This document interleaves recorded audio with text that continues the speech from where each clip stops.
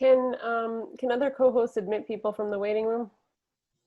I also just disabled the waiting room, so now we shouldn't have an issue. People should be coming in directly. Okay, good.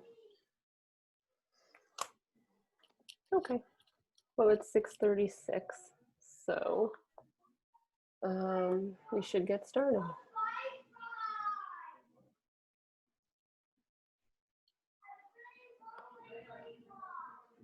Can you hear, Michelle, can you hear background noise from me or? I hear a child. Yeah, but that's I'm me. not sure. Okay. Hold on one second.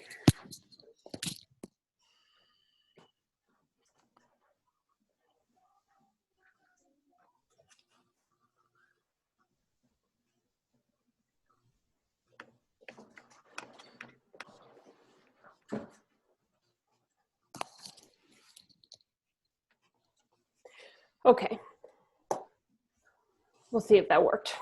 I don't have the noisiest children on all the Zoom meetings that I've been on recently, but they can be loud. So I'll apologize in advance if they get loud again, but here we go. Hello, everybody. Welcome to the Community Education Council District 2 calendar meeting for June 11th. Hello to our council members, to our superintendent, Analda Chumney, to our family leadership coordinator, Jennifer Greenblatt, and our FACE liaison, Michelle Chang, and to all of the parents and students and community members who are here tonight. I have asked our council members to write CEC D2 or council member in their name, whatever they CM before a name will stand for council member, so that you can all see and know who our council members are. We have a busy and likely long night, so we'll get started and try not to waste any time. Rather than doing a roll call, I've asked Vincent, our secretary, to indicate that all of our council members are here and present, and they are. And do we have, is Violet here, our student member? She will probably be here very soon, and we will note that. Our public session will work the same as last month. Michelle Chang from FACE and council members Ushma Neal and Lynn Silverman will call on speakers and will moderate the chat. Michelle Chang will have to leave us early tonight, so let me say thank you now to Michelle for all the work that she has done for our council at these virtual meetings and that she is doing tonight. Thank you, Michelle. And now Ushma will explain to you how the public speaking portion will work and explain what we expect from members of the public who use the chat function. Hi, everyone. Good evening, and thank you so much for taking part of your evening to join us. It shows how much you care about the children of our district. Michelle has just put into the chat the tiny URL that you need to fill out if you would like to speak in one of the public sessions. I'm going to be holding up a list with names of the people who are next to speak, and I will cross them off. If you are not here when we call you, we will try and circle back to the names at the very end. So I have 3 pages right now, so that you know right now, Toby Paperno, William Deep, you are going to be the first ones that will be called. My colleague Len or Michelle will unmute you when it is your turn. I will hold that up at regular intervals, and at the bottom of every single page, it will also again have the tiny URL. Now we are leaving the chat open for public comment today. If we find that there is not decorum in the chat, you will be given 1 warning, and then we will kick you out of the meeting. This is not a place for you to damage or destroy anybody else. We are here for constructive opinions, please. So I will say again, and we will remind you all at regular intervals, that while we are keeping the chat open, we are asking you all to be professional. Thank you. Thank you, Ushma. Okay. I will get started with our agenda. The first thing we have on the agenda is the President's report. As many of you know, since our last calendar meeting, at which we passed a resolution asking that our district be able to implement a district-specific admission plan to guide our schools through the upcoming admission cycle in response to the changes from remote learning and COVID-19 and the changes that we have had at our schools. We've still not heard from the DOE how they're going to handle admissions for the 2021-2022 school year. But the DOE has had listening events. By their count, I think at least 40, at which regular parents from every borough weighed in on admissions and sometimes other topics.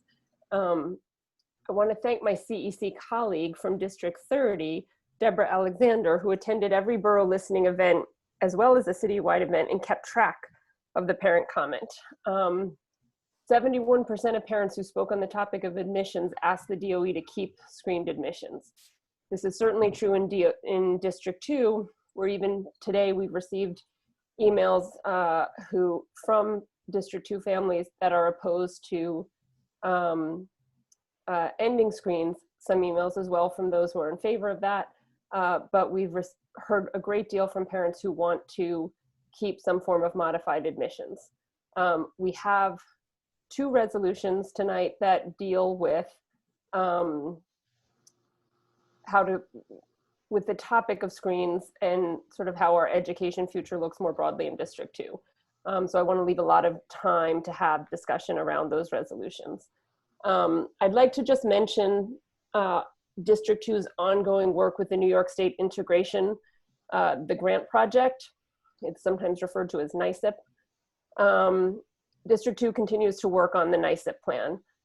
The New York State Department of Ed has been funding grants to school districts all throughout New York State to work on district-specific integration plans. And District 2 participated in the first 2 phases of that grant proposal. We had 1 community engagement session before our school closed. And since that time, we have applied to phase 3 of the grant.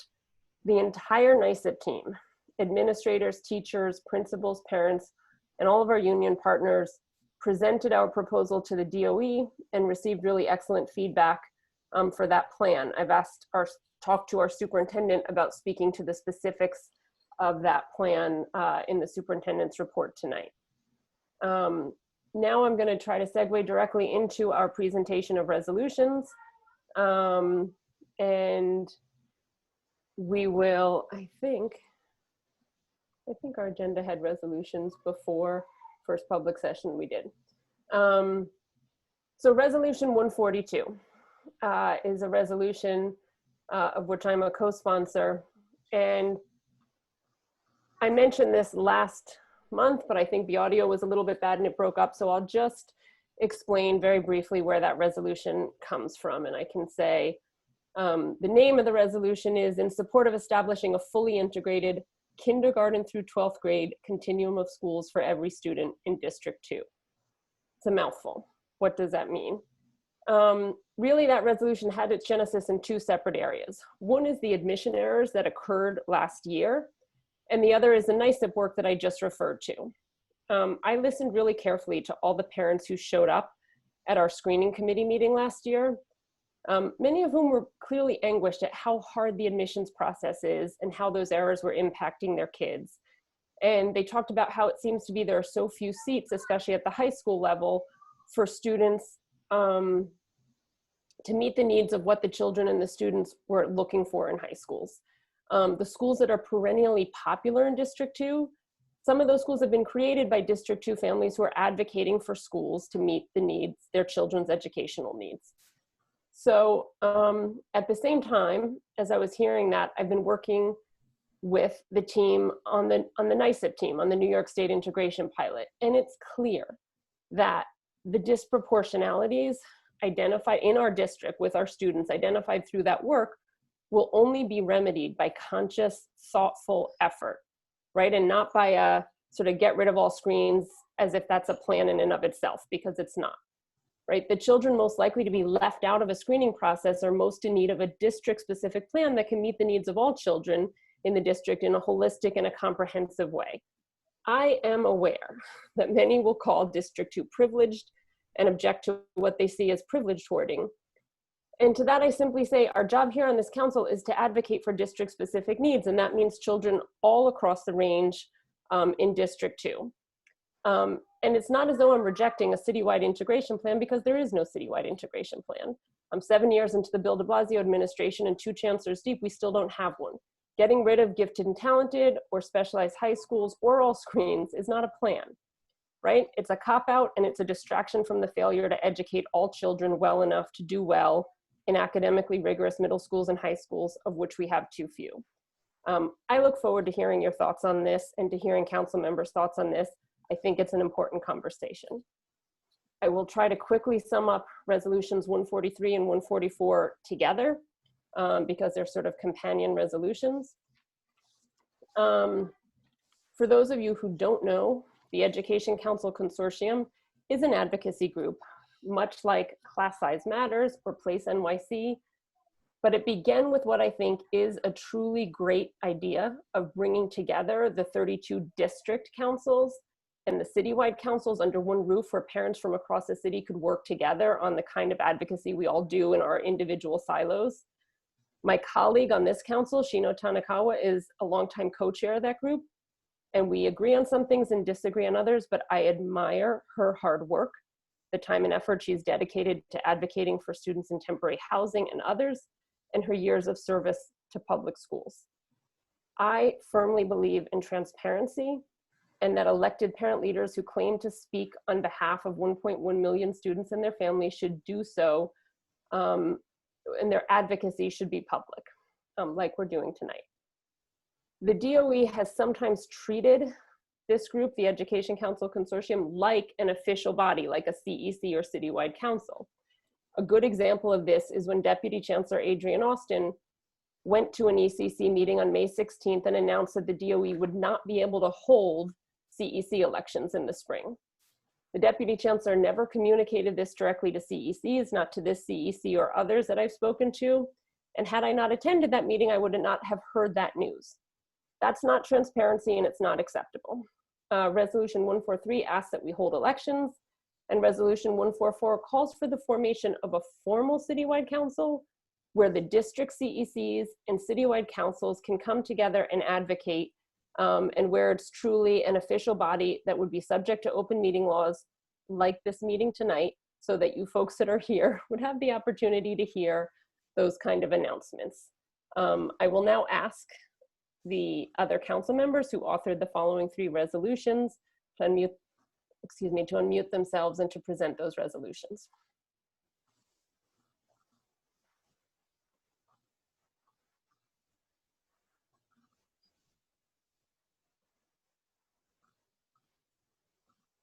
Which resolutions do you want to go next with, Maud? They're numbered. The next one is 145, Summer Youth Program.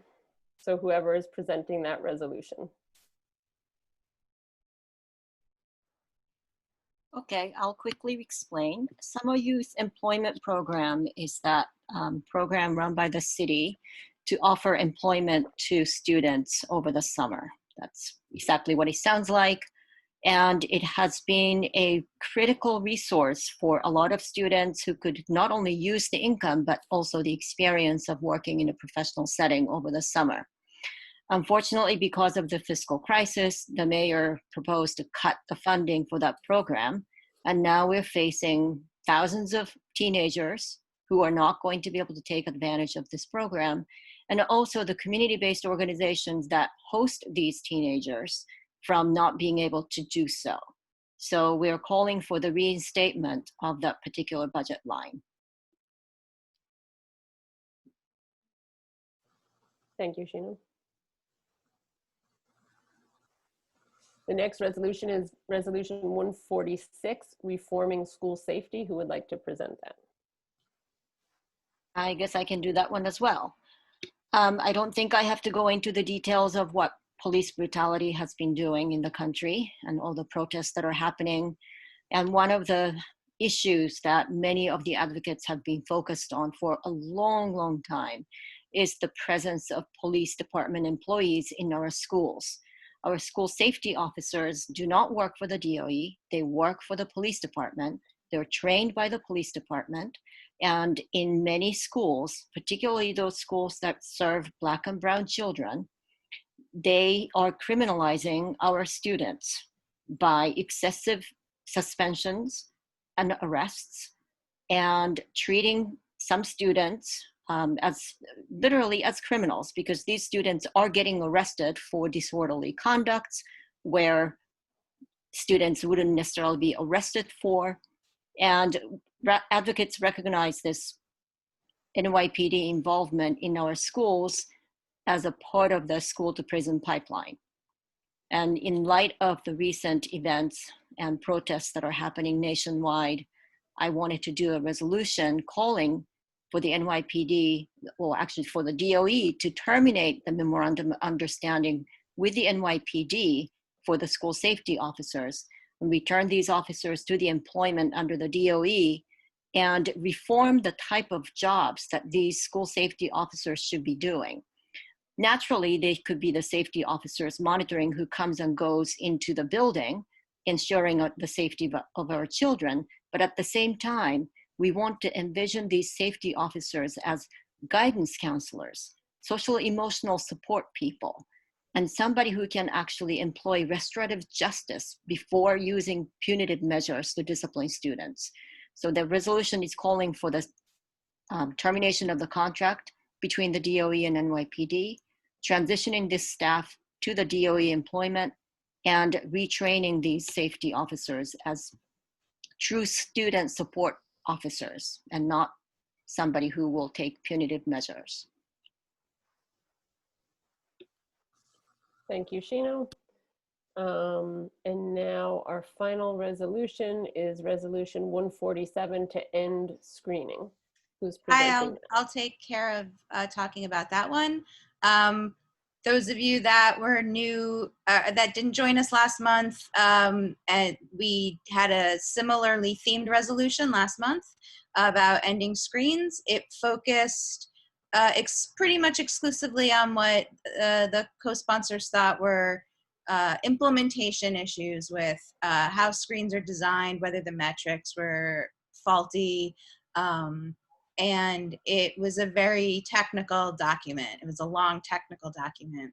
And a lot has changed in our world. Well, I should take that back. A lot hasn't changed since then. A lot of us have become aware of things that were around for a very long time since then. So since our last meeting, we have Major City Council voted to disband its police department.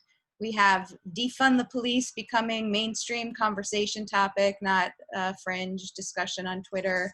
And we have a former Republican president talk about systemic racism. A lot of things that I think some of us didn't think were possible or would ever happen didn't even enter the realm of reality 3 weeks ago, is now all of a sudden mainstream topics of conversation. We've had thousands and thousands and thousands of people turn out and protest the systemic racism in our law enforcement. And figure maybe it's time to look at this issue again and see if the needle has moved about acknowledging the systemic racism in our schools and dismantling one piece, not the whole thing, but dismantling one piece of that systemic racism, which is a screening model that ends up disproportionately depriving Black and Hispanic students from access to some of the more well-resourced schools in our city. So that is why we are reintroducing this idea of eliminating screens. It's a very short resolution this time, just calling out the racist implications that the screens have, the outcomes that they're just fundamentally segregating our students. One other change based on some feedback we heard from families is a couple of concrete suggestions based on existing DOE models for enrollment models that could replace screening where it's used. And I'll just quickly explain that. We point to two models that are currently in use in the DOE. One is called EdOpt, which is in use in high schools in the city, and it aims to create essentially a bell curve distribution of students based on a specific academic metric. In this case, it's the schools that use it use an ELA score. Even without ELA scores for this year, since you're just creating a bell curve distribution, you could use a prior year score. And the other model is and so with the aim being that every school has a bell curve distribution of students based on the score. It could be a citywide bell curve. It could be a district-wide bell curve. The other suggestion is the model in District 15, which is a choice model, and EdOpt is also a choice model. In both of these models, families are still listing the schools that they think are good fits for their family, for their child. That is true in both of the suggestions.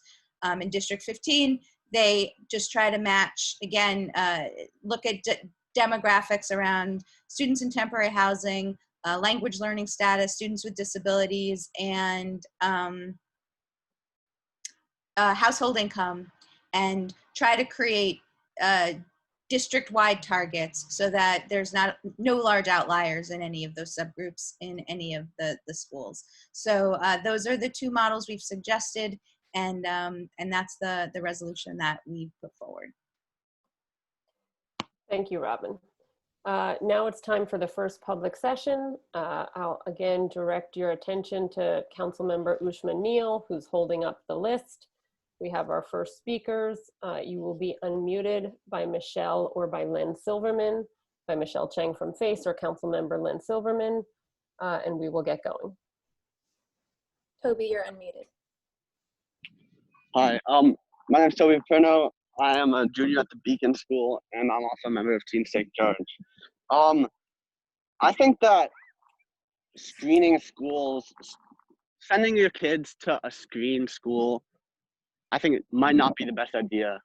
And I think screens in general might not be the best idea. I go to Beacon, which is super screened, and at Beacon, your mental health is constantly deteriorated. Like, all of my friends, literally all of my friends, have either anxiety or depression. And I'd say a lot of that is due to school, to the competitive environment of Beacon, to where everybody competes, where students tear up if they get a 93 on an assignment. And I think that also, in addition to that, kids of color at my school are regularly targeted. There are racial slurs thrown around all the time.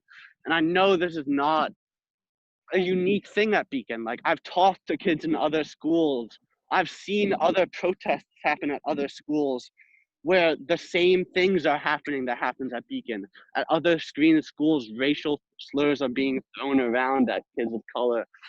And I don't know a single person from another screen school that doesn't have some sort of either anxiety or depression. I also just want to comment on the resolution that you guys were talking about establishing a continuum. I think that is insanely messed up. It's like ridiculous. Like, creating you're basically removing your kids from the district. You're removing your kids from like this whole process, and you're removing them from a chance to go to another school with more people of color. District 2 is not the most diverse district in New York City. I recently read an article about a group of white parents in the South that want to create a separate district for their kids. And it was all white parents that want to create a separate district for their kids. And they want to send all of their kids to that white district, have it just be a white district, remove any of the black kids from it. I think that's similar to what you're doing here, and I just think it's super messed up that you guys are even talking about that. Thank you, Toby. I forgot to mention before we go on to our next speaker, we do I don't know how many speakers we have. We do traditionally have a 2-minute speaking time. I will set the timer. You'll hear the timer go off. I'm unmuted for now, and you'll hear the timer go off.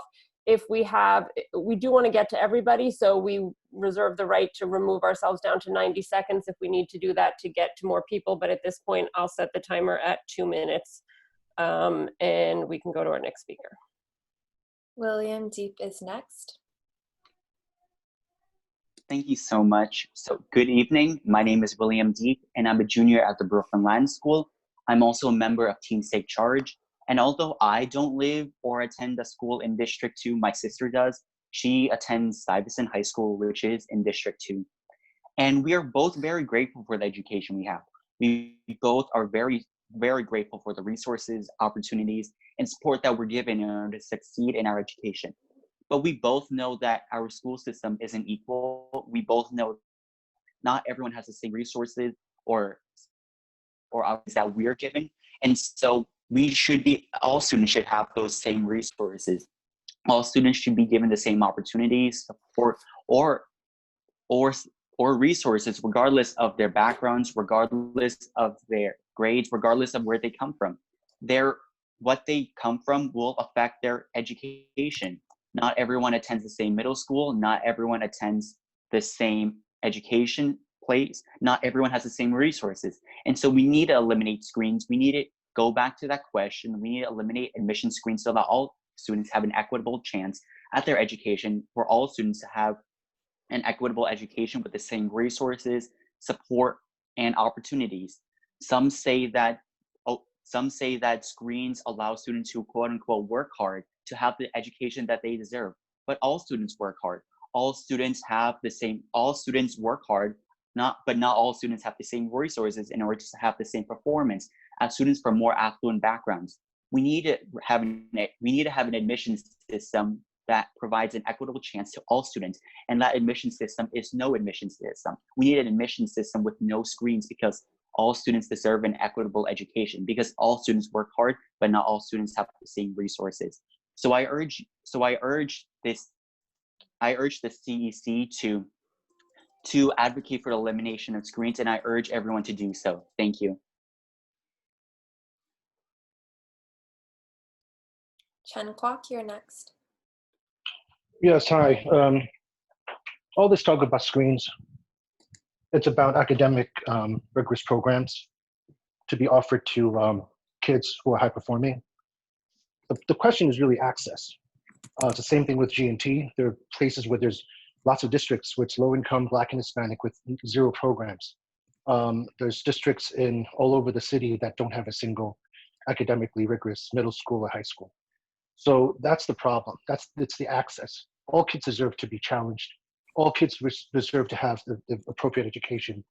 And we assess kids. We test kids because we want to know how they're doing, how a school system with 1.1 million students is doing its job. The fact that the chancellor is trying to do away with all those measures is just hiding his failures. 30% of Black and Hispanics are proficient. That's a shame. What is happening? From K to 3, that's what's happening. We should focus on those. I don't see any proposals, any resolutions to say, how do you address that failing from K to 3? You should be ashamed of yourself for focusing on the after effects, not the during. So you should focus on that and not anything else. Thank you. Thank you, Chen. As is our practice, we're going to, I believe we have Assembly Member Harvey Epstein here with us, and as is our practice, we're going to allow the Assembly Member to speak to folks here. And if any of the co-hosts go, I just see you, Harvey. Matthew, are you eating? Make sure you're unmuted, and make sure Matthew's eating. Yeah, most important that Matthew's eating. I think that's what I want. Harvey, the floor is yours, and welcome. Thank you for joining us again. Thank you, and thanks for letting me jump in. I know it's been, for all of us, a really difficult last couple of weeks. Just, the racial injustice that we've seen across this country has been profound, and and the protests and the rallies around Black Lives has been critical. There's people who know me know I've participated in numerous of them, because the world that we live in is a racist system and a class-based system. So we're able to go to Albany this week and reform some really critical justice issues around repealing 50A and a lot of other criminal justice reform bills. And I don't want to take up too much time. I'm happy to talk to people offline about it. But the most important thing I think people really need to pay attention to, first and foremost, is the budget. I don't know how many people know that the governor's planning some proposed cuts, as well as the mayor's planning proposed cuts in education. The governor's cuts could be 20% across the board. That will mean our schools are going to get devastated. We will have cuts that will push us back 20 years with revenue. And so if this comes to pass, if we don't get federal dollars, it's going to be really difficult. We have up to $13 billion deficit in the state and $8 billion deficit in the city. So we're going to need more revenue sources to make this happen. There's a Revenue Justice Coalition that I'm part of that includes education organizations, because as a public school parent and as someone who cares deeply, and I went to public school, my kids are public school in the city. It's really, really critical that we think about a plan moving forward to ensure that our kids are, especially after the home learning, which some families are doing well and some are just, it's the bias against people who are lower income is awful. The cuts will just be atrocious. So my thought is, we really should rally around that, rally around supporting families. I know there's a lot of conversation about screens here, and I'm happy to hear more. My general take has been that screens are just not good. I don't know any fourth grader who doesn't get to school on time because they decided not to get to school on time. A lot has to do with their families. So the idea that attendance should matter for middle school, it seems not a great process, especially in this moment. And the idea of having all better schools across the system is a great theoretical idea. But right now we're in a system that we have, and we need to think about how it's accessible to more families across, the economic and racial spectrum. So I'm going to listen to other people, and if there's a moment people lets me give a couple of questions, I'm happy to do it. But at the end of the day, we have a system that's clearly unjust, and it's really driven by race and class. And to deal with those issues, we're going to have to figure out a path forward. And we can't continue to do the same thing we're doing, because it's clearly not working for so many of our families. Luckily, my kids, both their parents are educated. My kids are going to do fine. My kids are going to be successful and educated, and they will have probably decent lives. It's just they're not the kids I worry about. Just other kids across our city who don't have those many opportunities. In some of my high schools, I'll just say that less than 50% of the kids have been even showing up for schools. So we have some schools where less than 50% of kids are showing up. What does that mean for those kids going forward? I'm worried, and we need to do more, and that's on all of us, because we all are in this boat together. We may be on different things, we may be on different levels, but we're going to impact each other throughout the rest of our careers here in New York. Thank you very much. And yes, if people have questions, they can certainly ask questions. People can raise a hand. And if not, we're going to jump back into our speaking list. I don't see any hands right now, so we're going to go back to our speaking list. Ushma, who's our next speaker? Thank you. Be well, everyone. Thank you. And I'd like to remind everyone for decorum in the chat, or we will shut it down. So our next two speakers, Rachel and Scott, I don't see your full name labeled in participants. If you can just right click on your name and rename yourself, then I will put you back into the list right after we go to, so I don't see Elka either. Is that Jamie Huang or Janie? Jamie Huang. Okay, I see Janie, so I'm gonna unmute Jamie first, and then I'll try Rachel, Scott, and Elka again if they rename themselves. Am I unmuted now? Yes, yes, you are, Janie. Okay, now you can see me. Okay, very good. Sorry about that. Okay, so critics say screening is unfair and leads to segregation, that rich families are paying for test prep and tutoring and have an advantage in getting to all these same schools. Then why is it that so many students in these academically screened schools come from minority low-income families, many of them who are first generation or ELL, English as a second language students? I think by removing the recognition of hard work, you're just discriminating against these kids without tackling the root causes of segregation. Thank you.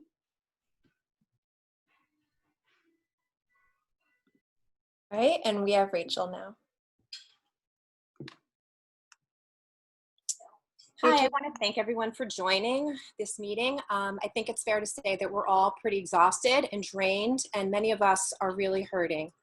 Speaking as a white woman, I am overwhelmed by the images of the death of George Floyd, by the peaceful protests and other displays of force within our city. As parents, our hands are full with extra household chores, kids at home 24/7, fear of financial insecurity, illnesses, and all of these resources flooding our inboxes on how to speak to our children about race.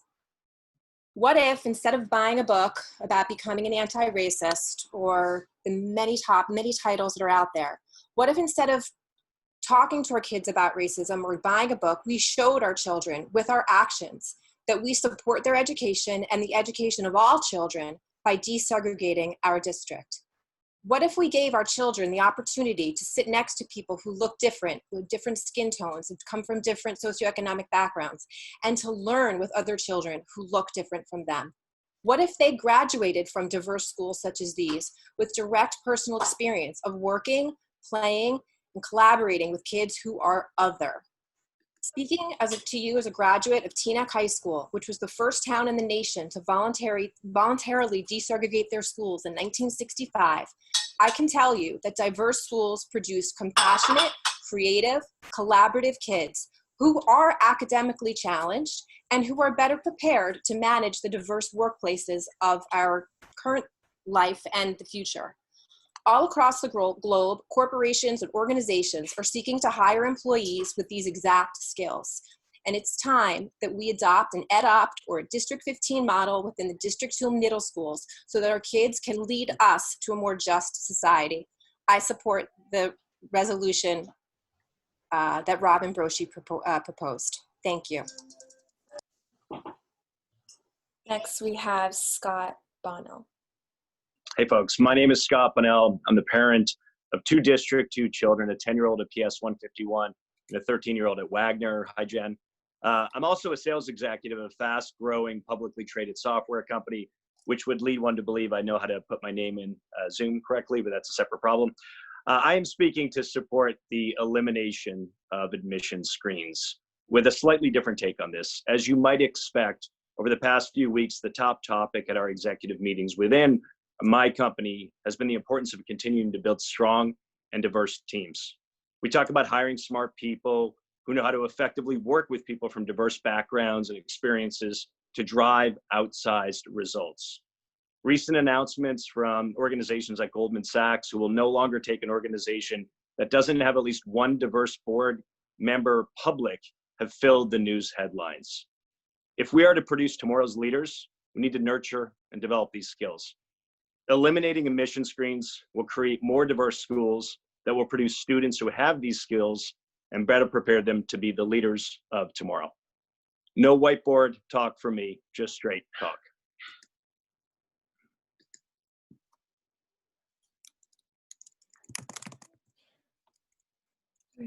I don't see Elka or Natalie. And again, if you guys Natalie is in as NI, it said in the chat. Oh, okay. I see you, Natalie. Hi, can you hear me? Yes. Hi, my name is Natalie Eagle, and I am a parent of a child.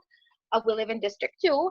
I am an immigrant, as you can hear from my accent, and I strongly support keeping this academic screening because it's this academic screening that promotes hard work, promotes challenge, and the kids create good environment, positive environment, and academic rigor. And that's what enabled me basically in this country to come from ashes and to be successful.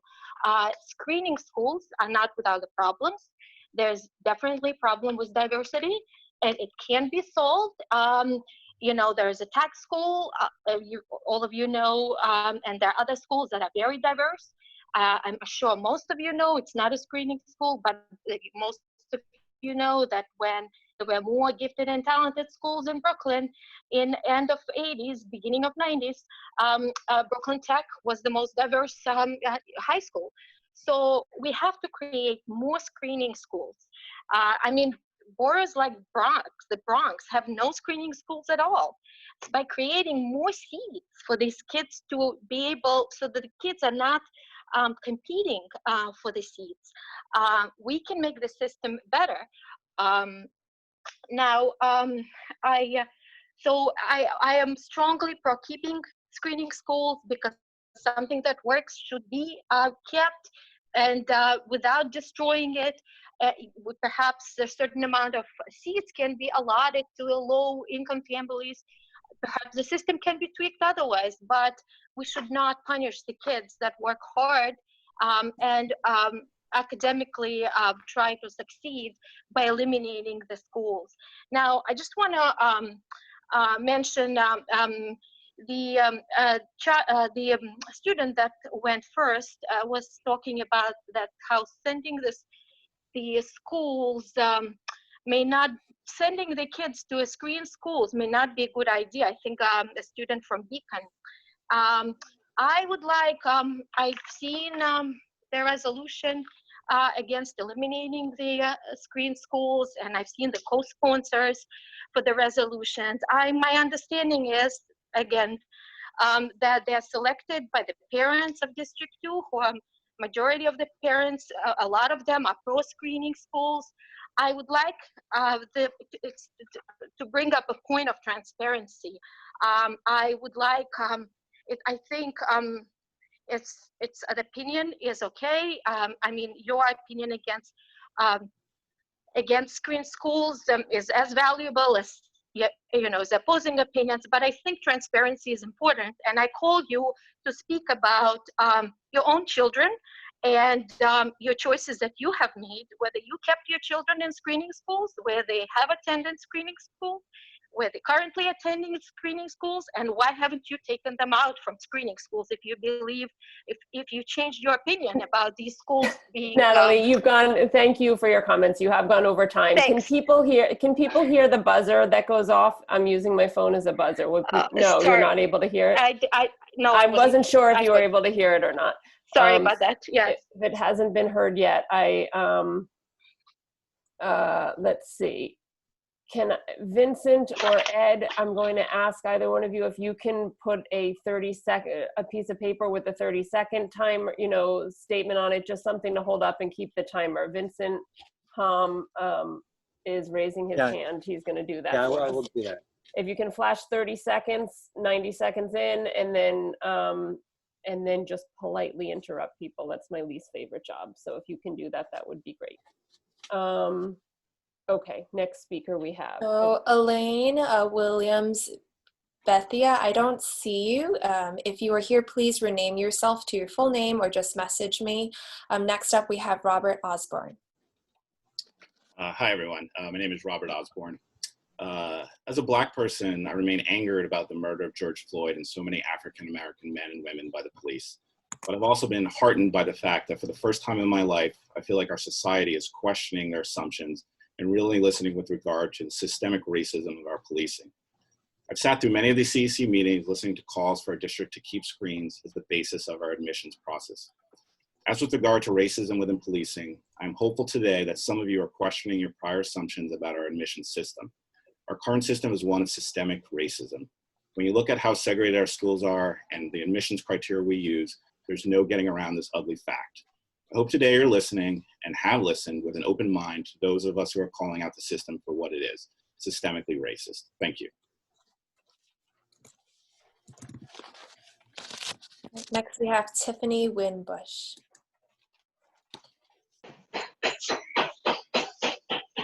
Hi, can you hear me? Yes. Okay, great, thank you. Well, thank you for the opportunity to speak this evening. I am a parent of a student who's in District 2. We've attended her school for 4 years now, and unfortunately, as many of us know, there is not a lot of diversity within her school. I understand, she is in elementary, and I understand there's different dynamics as it comes to that, and we're focusing more on middle school, but I know in my heart of hearts, when we start as early as possible exposing our kids, our students, to people of other backgrounds and ethnicities and diversity, they become better from it. And it's no mistake that our particular district has a has, I guess, like a low count of, students in particular who happen to be African American. We could easily look at how our boundaries are defined and, quickly determine that, oh, this is why maybe we don't have as many African American or Hispanic students in our district. And I think that's no surprise for anyone who's had an opportunity to look at that. I am in support of this resolution because we are at a pivotal point in America's history where I think that most people are saying enough is enough. We are beyond, looking at people differently because of their particular skin tone. We're done looking at people differently because of their ethnicity and their experiences that they've had. And this is an opportunity for us to be on the right side of history by supporting this particular resolution. This is us determining that we are going to move forward and make our district and our country as a whole better because we've decided to have a really tough conversation and do things that's really difficult and maybe upset some parents in the process, but I think ultimately and overall our students will be better for it in the long run. Thanks so much for this opportunity. Thanks. Now we have Melanie Liu. Melanie, are you there? Yeah, hi, can you hear me? Yes. Okay. I think since Chancellor Karanja in office, he's trying to get rid of all good performing schools. Is it really okay to pull everyone down instead of raising everyone to the higher level? I understand many IEP kids have not got support from DOE. Many poor performing schools have not got support from DOE. It is DOE who should be blamed.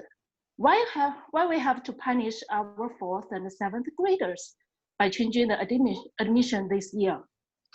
I suggested to use 3rd and 6th grade state test score and attendance school grades from September to March for admission this year. These results have nothing to do with the remote learning. A kid who have difficulty on remote learning, but have excellent grades and test score before. This is the only fair way for them to apply middle school and high school. Thank you.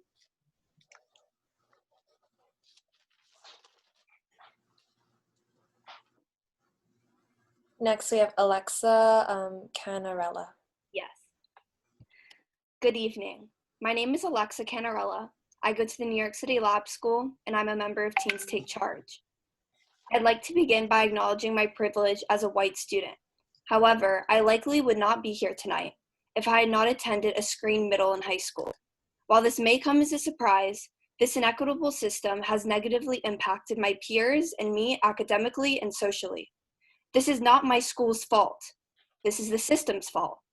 The combination of screens and District 2 priority is unacceptable. It is quite possible that students in District 2 can go from K through 12 without interacting with a classmate of color. How are we supposed to eventually work in an increasingly globalized world without collaborating with and learning from people who don't look like us or have different perspectives? We need to not only be concerned about our personal education, but also care about others. It's atrocious that a public school system has screened admissions that discriminate. The city prides itself on being multicultural and progressive, yet our schools are more segregated than the 1960s. All students are being failed by this system. An EdOp system is fair for all. Change is long overdue. Thank you.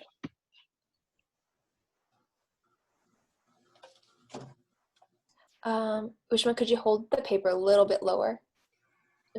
Okay, thank you. All right, next we have Jill. Jill, you're unmuted.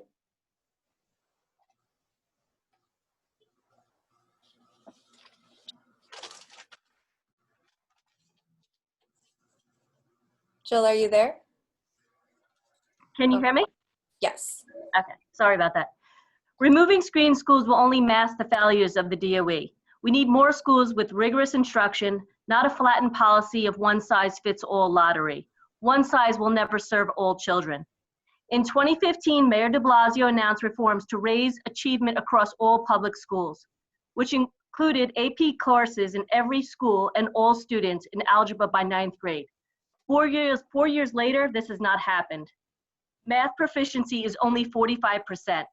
The ELA also equally abysmal. All children's education needs should be met with adequate, appropriate resources.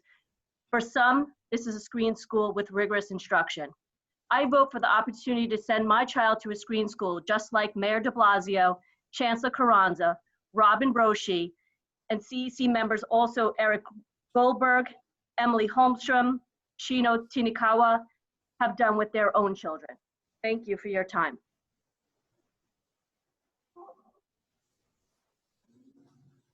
All right, next we have Lori Giventer. You're unmuted.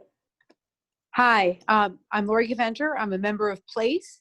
I'm also a member of the Lab Middle School PTA, but I speak for myself tonight. And I speak in support of maintaining screen schools. I am the parent of a 7th grade student. He is also a student with disabilities. He's a vulnerable student, one of many vulnerable students throughout the city. Students who are vulnerable because of poverty, because of race, because of disability. And these are the students who have the absolute most to lose and who will be the most harmed by the abolition of screens. We must make rigorous academic instruction available in every school, in every borough, and at every grade level. That is the only path these vulnerable students have to success. This CEC is supposed to be a representative body. It is hard to square that with efforts by some members of it to abolish screening. The DOE has had numerous meetings. We've learned that 70% of the speakers support screening. We know the majority of D2 parents support screening. And even several of the sponsors of this resolution send their own kids to screen schools, as have some of the very eloquent students tonight who spoke against screening. They also attend screen schools.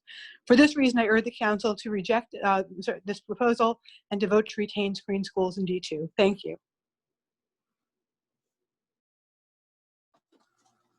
Next, we have Karma Selsi. You're unmuted. Hi, my name is Karma, and I'm a senior at NYC Lab High School. I help make up a mere 4% of Black students here, largely due to our District 2 priority and academic screens. And I'm assuming that I'll receive some questions about why I attend a screen school if I disagree with the screens. The answer is simple. I did not join the school integration movement until I was already halfway through my junior year of high school. Many parents in support of screen schools have cited their children's trauma regarding the idea of not having screens as evidence for why District 2 and the city at large should either keep or increase middle and high school screens. Competition should not be hailed as the sole stimulus or motivation for any student, and lacking competition is not equivalent to trauma. Trauma is Black and Latinx children watching people that look like them get murdered by vigilantes and police officers. Trauma is Black and Brown students hearing other parents refer to them as the lowest common denominator, as was previously stated in a CEC D2 meeting, because of a man-made achievement gap that was always meant to leave marginalized youth behind. And so much of this trauma stems from perpetuating these very homogenous learning environments that so many New York City students grow up in. Screened, segregated schools create superiority complexes that form some of the strongest blocks holding up the pyramid of white supremacy today. Thank you.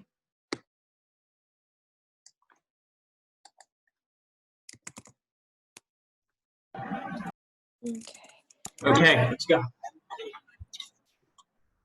Hi, my name is Damari, and I live in the Bronx, and I go to PS290, and I'm going to, the middle school I'm going to is WAC. Hi, my name is Georgia. I live in Manhattan. I also go to PS290, and I'm also going to Wagner with Jemiah. We want a great elementary schools in every neighborhood. We want gifted and talented programs that kids in all boroughs have access to. We want all kids to be prepared for middle school and given the opportunity to succeed when they get there. We want after-school academic enrichment for all students so they can succeed in elementary school and placed into the best school for their academic success. Bye.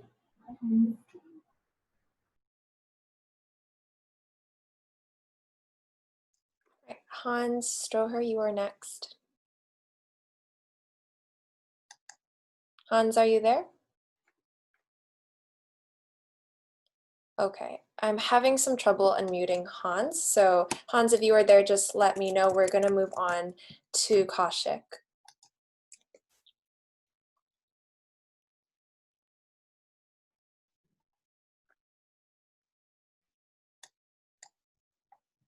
Kaushik, are you there?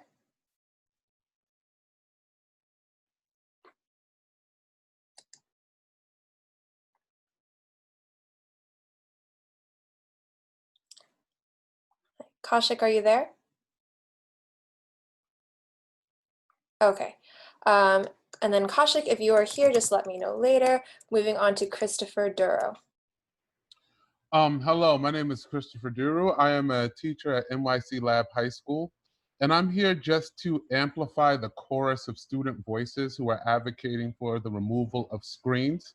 I think it's important that we listen to the language that we are using when we're talking about removing screens, and we need to listen to the evidence that was cited so beautifully by Karma, right? The fact that Black and brown students are less likely to get into these screen schools is reflective of one or two truths. One, that Black and brown students are inherently less intelligent and talented, or the system is racist. And I think if we look critically and have honest conversations, we can see the ways in which screening contributes to perpetuating that racism in our system. I think it's important that I also mention that I am a school abolitionist. I think traditional schooling was rooted in the idea of assimilation and compliance, and I don't think it's a true measure of intelligence. I think we need to move away from this idea that school is a transactional relationship and to destroy the delusion that grades are a reflection of hard work, right? Someone who is raising their siblings, someone who is working a job and going to school and happens to have a C does not mean that they are less intelligent or not as hardworking. And I think that we should work in schools that recognize that. Thank you.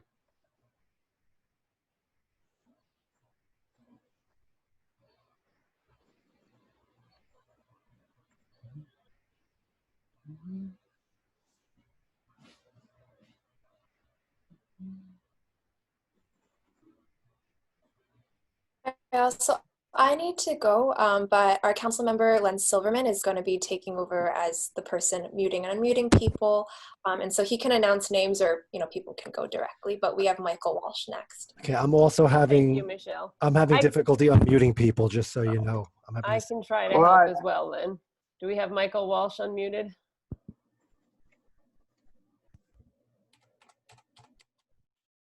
I believe now I'm unmuted.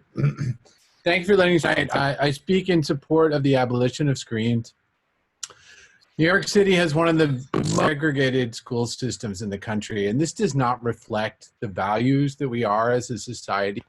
And I know that a lot of people can point out that a lot of this lack of integration happens in the other boroughs, but as Manhattan, we have to lead. And it's important for us to step up and be strong with this. And the most important thing that we can teach kids is our values. And if we don't have values, if we don't value the problem of segregation in our school system, then we are teaching our kids a cynical message about what we value as a society. The hard work that your kids do will come at its own value. If they go to a different school that is maybe not as high performing as some of these schools, they will be leaders. They will bring their leads to these schools and make them better, as will all of the parents who go to these schools. And the only way we can improve the whole system is to make every school better. This is what our system needs. We cannot wait another decade, another generation of kids. Thank you very much for letting me speak tonight. Thank you, Mr. Walsh. We're going to go on to Kaushik Das. So Len, if you can unmute him. I would like to say one thing that I should have said in the beginning. It has been a practice in CEC meetings to have speakers. We very often have parents of District 2 students, but of course these meetings are open and anyone can speak. If you are a parent with a kid in school, please identify yourself if you're a District 2 parent or a student in a school, and let us know that. And you can give your kids school or elementary or middle or high school some identifying information about where you're speaking from as a parent or student or non-parent, and whether you're District 2 or not. So please share that before you speak. I just want to point out, I think it's fine if we want to ask if people live or send their kids to District 2 schools, but I think people are coming here to speak and can identify themselves to any extent they feel necessary. That's fine. It is, we're asking District 2 parents to identify themselves because this is a District 2 meeting, and I think council members are entitled to know whether or not they're having, whether or not it's like some guy from New Jersey can sign on to Zoom who's never had a kid and doesn't send his kid there, and that carries a little less weight with me than a mom who has kids in a District 2 school who's making decisions that are relevant to her children in our district. So I would like people to please respect that. Let's go to our next speaker, Len. Oh, we have you unmuted. Here we go. I just want to be clear that there's an insinuation that the comments that have been said thus far this evening that may be counter to your beliefs somehow are from people outside of this district. And I want to be very clear that that is in no way, shape, or form the case. And I hope that because people are advocating for what they believe in doesn't mean they're from not in District 2. Eric, I'm making no insinuations. I always say exactly what I mean. And people can say what they want to say. Who cares? Go ahead. Why don't we move on to our next speaker? We are certainly going to move on. I am not insinuating anything about anything. I think that parents should identify themselves as District 2 or not. And let's go to a District 2 parent now. Go ahead. Kashik Das. Yes, thank you. I am a District 2 parent. I'm a parent of a 4th grader, and I'm an SLT member at PS 33.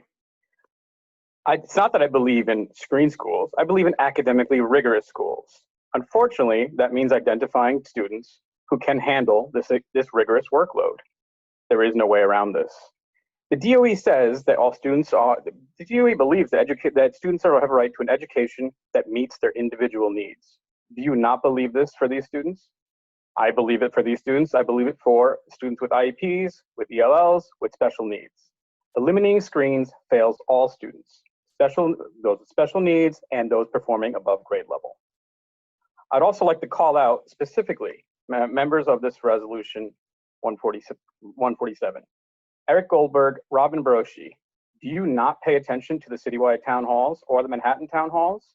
Are you not supposed to represent these people? The citywide town hall wanted in favor of screen schools 59-17. Manhattan was almost 2-1.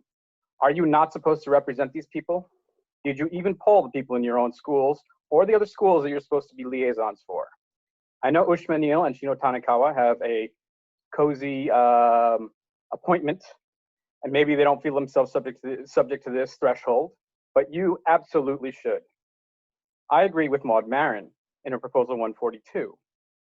The problem starts much earlier. If we have to provide more opportunities for children of all needs, of all types, of all abilities, and all races much earlier. And in case anybody's wondering, my kids are brown. They are half Hispanic, half Indian. And I kindly ask everyone else, all the other people, to stop speaking for my brown kids. This is what we believe as a family. Thank you.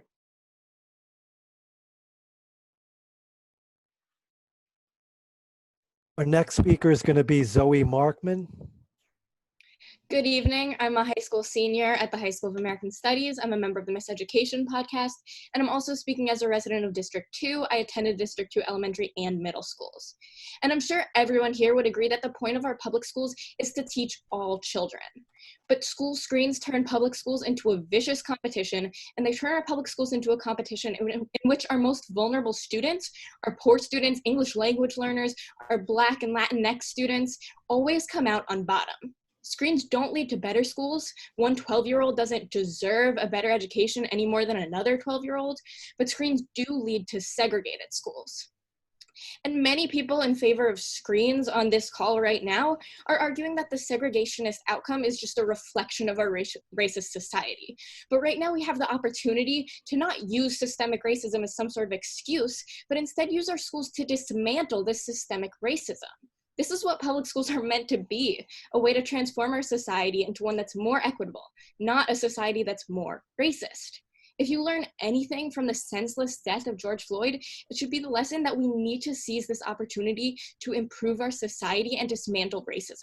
We must unscreen our schools. Thank you.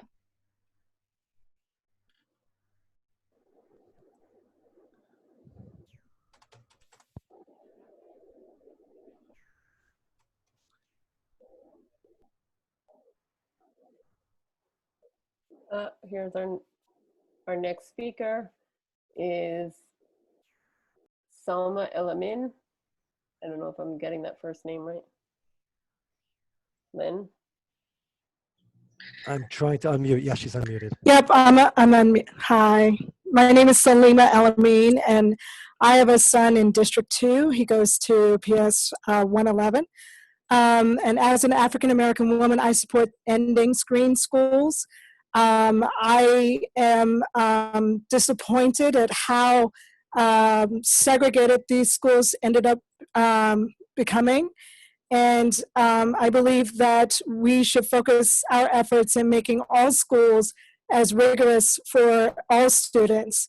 And that should be the goal in which we should try to work towards. I've also seen, just in my son's case, kids getting stressed out about attendance and about taking tests and studying for them. And this is not the point of learning, of going to school. They should enjoy themselves.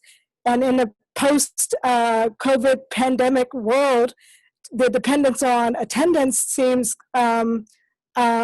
not the way to go. If people are sick, they should stay home, or if they need a mental rest, they should do that, and that should not count against them. But thank you so much for this forum, and I'm really impressed with all the children who are speaking. They are really quite wonderful. Thank you. Okay, our next speaker is Emma. Is it Edelman? Yeah, that's right. Hi there. I'm a student at Beacon School, which is an incredibly screened school. And right now, the status quo is just not working. I got into Beacon. I had an incredible advantage at getting into Beacon because of my various privileges and how I was added an advantage to thrive academically because of resources I had. And there's this tradition in District 2 of hoarding resources and protecting the status quo at all costs. And the status quo is not working. We all know that the school system is segregated, and that takes proactive change. And the notion that eliminating screens is like flimsy or isn't a real solid solution is just a way to discredit it. I heard Maud Moran say that earlier on, and I really wanted to clarify that. On the contrary, it seems that operating on a policy of District 2 exceptionalism isn't productive and isn't reparative, and we need to do more. Thank you. Oh, also, I've seen a lot of people having questions about why I would be a student at a screen school if I object to screens, and obviously it's hard to have a dialogue right now, but you should come to Teens Take Charge and continue the conversation. Thank you. Our next speaker is going to be Casey Mack. Oh, hi. First of all, thank you for giving us this opportunity to all express our opinions. I apologize, but I'm not sure if I know how to, oh wait, here we go. I'm starting the video.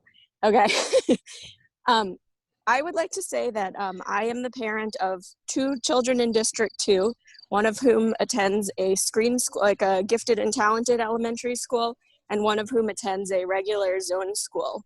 And I do not believe that the academic needs of my gifted and talented child would be met at the zone school that my other son attends. And I would like to say that I love the school he attends, and I am blown away by how much he's learning there and by how happy he is. But again, there is a segment of the school population whose needs are not met in a general education class. And so when we talk about doing away with screening and doing away with gifted and talented programs, what we're really talking about is deliberately failing to meet the special needs of a segment of our school population. And I can also say with 100% certainty that the zone school that my other son attends is better off for not having my gifted and talented child there, because he would disrupt the class when he was bored, and he would take away teacher time and resources from the other students. And while I admit that our screening process is not perfect, I think to pretend that there is not a segment of the population that needs a special, academically accelerated and enriched school environment is not right either. So thank you very much. Thank you. Our next speaker is going to be Edward So. Edward, you're unmuted. Yeah. Hi. Hi, I'm Edward So. I'm an immigrant and a parent of District 2 students. One will actually need to apply to high school soon. I oppose the resolution to end screening. Screen schools allow students who prefer a more rigorous curriculum the choice. Education is important, as it's a freedom to choose the school. An objective academic screen is that, it's objective. If this resolution is passed, what message are we telling the world if we're trying to get rid of screen because we think kids of certain race cannot perform to that standard? That is just not true. The problem lies in the school our young students are attending, not at the time when they actually need to go to middle school or high school. Thank you.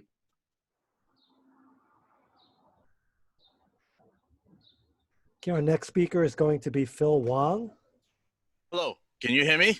Yes, we can. Yes, hi. Thank you, members of CEC2. Thank you for giving me the opportunity to speak. My name is Phil Wong, the president of CEC 24. I spent the first 3.5 years of my life at a District 2 school, and I feel like I would like to comment about this hot topic tonight on screening. I get to visit a lot of schools, both in my district and outside my district. There's no question on my mind that there's inequality. And that has a lot to do with years and years of unequal funding, right? And that is decades in the making, all right? We have schools that don't even have full-time counselors. We have schools that don't even have a nurse, while some schools have a part-time nurse. We have schools that have many after-school programs. We have schools with no after-school programs. There's no question in my mind that these problems were decades in the making, and by removing screens, that does absolutely nothing to resolve these inequalities. I get this, it took me a while to understand, okay? But that is not, the inequalities in the schools we have today is decades in the making. All right, and is not caused by screening. And somehow I hear speakers, oh, let's get rid of screening, then that's so be all and all, everyone will be equal, and then we'll fix these problems. It won't.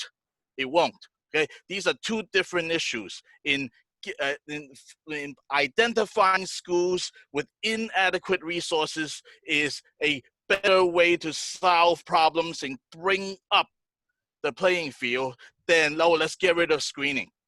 Right, that is two different issues. It's two different issues. There's identify the problems. Why is there funding inadequacy? Work on those and bring all the schools up. That is the way to solve the problems of the inequalities or the racial diversity problems that everyone is talking about. And okay, I'm done with that. And second is that there's an important problem is that those people who propose removing screening have sent their kids to screen schools. I think you cannot argue from both sides of this argument. If you support screen schools, your time is up. Okay, thank you. Right? If you don't support it, then don't send your kids to screen schools. Thank you. Okay, we lost Ushima, who has access to the list of speakers. I think I see Ushma, and Ushma's on the second page. Oh, there we go. Elka, Samuels. Okay, sorry. All right, we're going back to some that we skipped. Elka Samuels, we're going to unmute you now. And then this is it for who has signed up to speak. Can you say the name of the second person, Ushma? Elaine Williams. All right, so we're looking for Elka and I don't see Elaine either. Elaine Williams Bethea, and then Hans Storer. I saw Hans. Let's see Elaine. Let's try Hans. There's Hans. Hans, we're unmuting you. Oh, hello. Hans Storer, District 2 parent, Lab Middle School Parent Association member at large. And here we are at the latest episode of the drama, Never Let a good crisis go to waste. It is so frustrating to constantly have to defend against the sowing of chaos in our schools. With all due respect to the Resolution 147 sponsors, probably I will not change any minds tonight because we're contending with an ideology that calls itself anti-racist, but that cannot achieve its goals without judging children and people by the color of their skin, not by the content of their character. This is shameful, and it sounds to me the very definition of racist. This resolution to remove screens has a number of fatal flaws that I'd like to point out. Fatal flaw number 1, at least 3/4, maybe all of the sponsors of this resolution send their own kids to screen schools. Why haven't the sponsors of this resolution pulled their kids out of their screen schools? Until they can cogently answer this question, the resolution should be tabled. Fatal flaw number 2, the CEC members are elected to represent parents in the district. In the DOE 5-borough listening series, 70% of Manhattan parents who spoke on the issue voiced support for screen schools. How is the resolution to eliminate screens representing the 70% of parents who support screens? Fatal flaw number 3. How will eliminating screens improve education K through 3, where the academic gaps begin? We support instead academically challenging education for all students in every school and every district. Why are you focused on eliminating opportunities to students to attend challenging schools instead of increasing opportunity for all students? Hans, your time's up. Thank you. The last of anyone who had signed up to speak. Elka and Elaine are the only 2 left on the list. And I don't Elka see and Elaine, them if you're here, please raise your hands. I've looked through all the rooms and I do I not don't see them either. And I believe we are at the end of the first public session. Okay. Thank you, Ushma. Thank you, Ushma. Thank you, Lynn. We are at the end of the first public speaking session, and now I would like to move on in our agenda to item number 5, which is our District 2 Superintendent's Report, and welcome Donalda Chumney, our District 2 Superintendent. Hi, everyone. It's great to be with you tonight. This is a very robust discussion. Can you all hear me? Yes. Just we can making hear sure. you. Thank you very much. Okay, great. So first, I'd like to start with a statement about recent events in our country and city. And these are particularly pertinent because, as you all know, and as New Yorkers, you're experiencing them, and children are experiencing them too. Our school communities, school leaders, parent leaders, teachers, and students have come together in past weeks to stand against racism, violence, and police brutality. These are tough subjects for educators to address, particularly when our youngest children bring questions about what they are seeing on television and outside the doorways to their homes. I have heard from school leaders, parents, and educators about their experiences of these conversations with children. I have also put concerted effort into finding an appropriate book to teach young children about the role of police officers in our community, and came up empty-handed after about 30 minutes of research. I have been reminded this week that people do not always agree about how and if these matters should be discussed at all. One thing is certain, however. We all share the commitment that we must leave our society better for our having been here. So we must keep talking, keep disagreeing, keep pushing, and continue working to mend these deep rifts caused by racism until the day that no mother or father must ever feel the anxiety and terror of what may happen to their own child due to someone else's beliefs about the color of that child's skin. As the shared letter that was prepared by all Manhattan superintendents stated, we stand ready to listen, to speak against injustice, to join you in civic action, and to support you in all forms of healing and restorative work. Even during this period of remote learning, we must remain closely connected. No member of our beloved community, especially our students, must process these intense feelings alone. There is tremendous strength in unity, and we stand ready to hold a healing space for you. So I'm speaking on behalf of our principals, our teachers, our parent leaders who I've talked with about this. And these are very trying times, and the need for unity against this type of racism and violence and police brutality is greater than ever. And so I know that we are all on the same page about those things and have some very deep disagreements about how to go about mending this problem. But we as a district, no matter what happens, with screens, without them, are committed to racial justice and making sure that every child gets the full measure of their birthright in this country to an excellent education that will lead them to achieve the future of their dreams. So I'd like to give a nice update, meaning the New York State Integration Project. We have applied for the third round of the NICEP grant work with the state. And this third round of funding comes with about $3 million per district. It's money that's already encumbered by the state. So there will be between 6 and 8 districts statewide that are selected to take on this work. And we are one of about 16 districts that was asked to apply for round 3.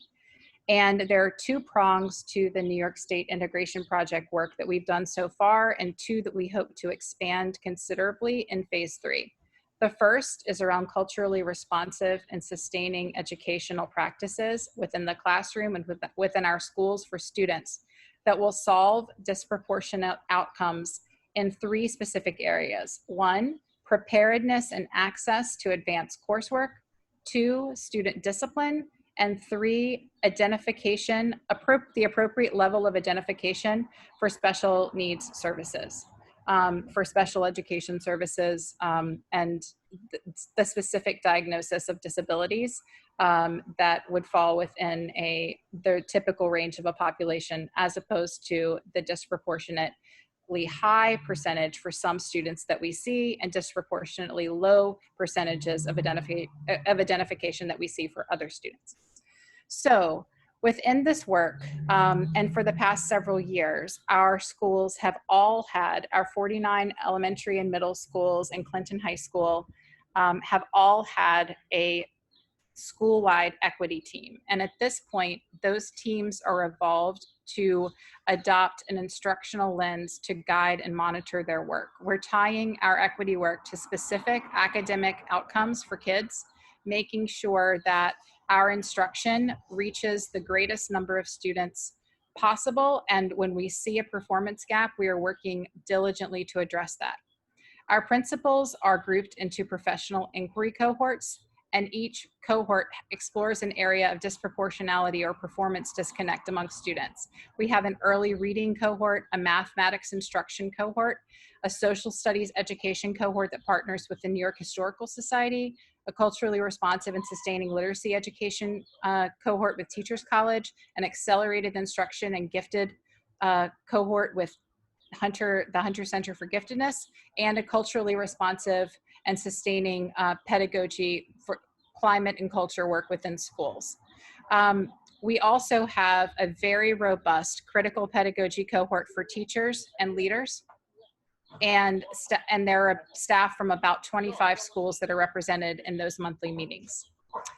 For our grant work, the NICEP Phase 3, we propose to, among many things, the 2 that are most pressing here are continue to invest in our culturally responsive and sustaining educational practices to create awareness, empathy, and skillful pedagogy around the needs of all students, and to develop district and school capacity to be culturally, socio-emotionally, and academically responsive to every child and family. So we have had, among our own community school district, PS 11, PS 33, PS 41, and PS 42 for elementary schools, Baruch, Wagner, 75 Morton, and Clinton for middle schools, and Clinton also is one of our high school partners, along with Eleanor Roosevelt, Baruch, and Lab High School. So over the course of the year, this year for phase 2, we engaged in professional learning with the Minor Collective. As you all know, I've talked quite a bit about that. We created culture assessment tools for schools. We have monitored data to ensure that our disproportionate outcomes academically with suspensions or behavior with special education identification are closing, and they are. There are solid outcomes to show for the work that those schools have done. And the elementary schools and middle schools have participated in a series with the Office of Equity and Access to look at deeply at their own data with Dr. Edward Fergus, who you all met at our New York State Integration Project community engagement event back in February. He was the person who presented the data prior to Shino presenting the middle school screening data. We have convened a group of principals within the past week to reflect on the work that the pilot schools have done so far and to look to expand and deepen that work at those schools in the future. That's the culturally responsive and sustaining pedagogies piece of the work. The second prong, the composition work, I can speak to now. And our initial idea, since our system is based on one that has screens at almost all of our middle schools, was noticing which students had access to the most competitive screen schools and which did not land on those admissions registers when matching was done. And we noticed a trend that became very apparent. There were 5 characteristics of students that tagged them for being less likely to be competitively admitted in screen schools, in middle schools in District 2. 1 was if the child lives in temporary housing. The second was if the child has an IEP. The third is if the child is an English language learner. The fourth is if a child attended a Title I school, or if the child is part of a family member of where their family lives in poverty. And the fifth characteristic, gosh, I'm doing this all from memory. The fifth characteristic is if that child scored at a level 1 or level 2 on a state exam. Because as you all probably know, approximately 80% of the students in our district score at academic proficiency. So there are approximately 20% of students that do not demonstrate academic proficiency in elementary school. And I am a firm belief, as are virtually every principal in our district, that a child's ability to score at academic proficiency is most closely connected to the expertise of their teacher. Quality teaching matters, and that's why we put so much work into making sure that every teacher is a skilled instructor of all students. And so if we know that a child did not demonstrate academic proficiency in elementary school, they are predisposed to be, in our current system, clustered at certain middle schools that consistently serve large groups of students that have not yet met proficiency. And over time, the resources that it takes to make sure that those students are served well are enormous. And when schools get into a virtuous cycle or a vicious cycle around the resources that it takes to make sure that kids are academically proficient, lots of patterns and trends emerge. And you all are witnessing that. We all witness that as American citizens over our public school system in this country. And so our main goal is to notice what are the characteristics of a child that would lead them to be not competitive in the process, and to immediately intervene to rectify that deterministic outcome as soon as possible. And so our New York State Integration Project recomposition plan applies strategic weights to each child's portfolio to make sure that kids are appropriately and evenly placed throughout our schools. So if a child needs some adjustment in order to land in a school community that can be supportive to them, where they can get the support that they need, and that we can acknowledge that there are some disadvantages that kids have, we can break this larger cycle of determinism over time that predisposes some children to be extremely successful in the middle school and high school admissions game, and to have other students be not as successful or not competitive at all. And so our work is at looking closely at the data and trends of the characteristics of students of each graduating class, of which there are about 2,800 kids that graduate from 5th grade or 8th grade every year in our district, and making sure that we have an equitable set of admissions criteria and appropriate weights to ensure that all kids have access to excellent schools. And the good news is, for District 2 parents, we have extraordinary middle schools. We have a portfolio of 19 awesome middle schools. There are schools that are, that build specific bodies of professional work to address the needs of specific students, the learning needs of specific students. And that's where the parent choice component comes in. That's something to be aware of, and not something that we are discounting in our NICEP proposal, but it is really important to notice that kids meet the same outcomes time after time, and unless we intervene in data that we know is determining an outcome that is unfavorable for a child before they even get started, that's our professional responsibility. And so that's the essence of our NICEP work for phase 3. In phase 2, which we are our pilot, there are 4 schools, middle schools, that would adjust their admissions criteria this coming school year. 75 Morton, Wagner, Baruch, and Clinton. Those 4 schools, we seek to do the balancing work within those 4 schools.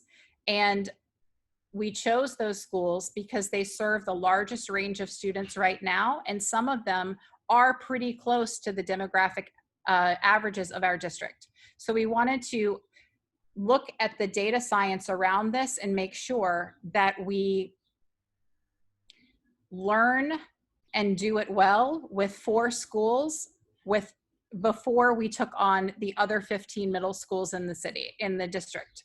We wanted to know that our work could work. We wanted to test the parent engagement structures in those schools. We wanted to make sure we have school leaders that are deeply invested in the work, that the teaching faculty are ready, willing, and able. They are completely on board with culturally responsive and sustaining pedagogy and excited to do this work. That would be the pilot work that we do in the fall.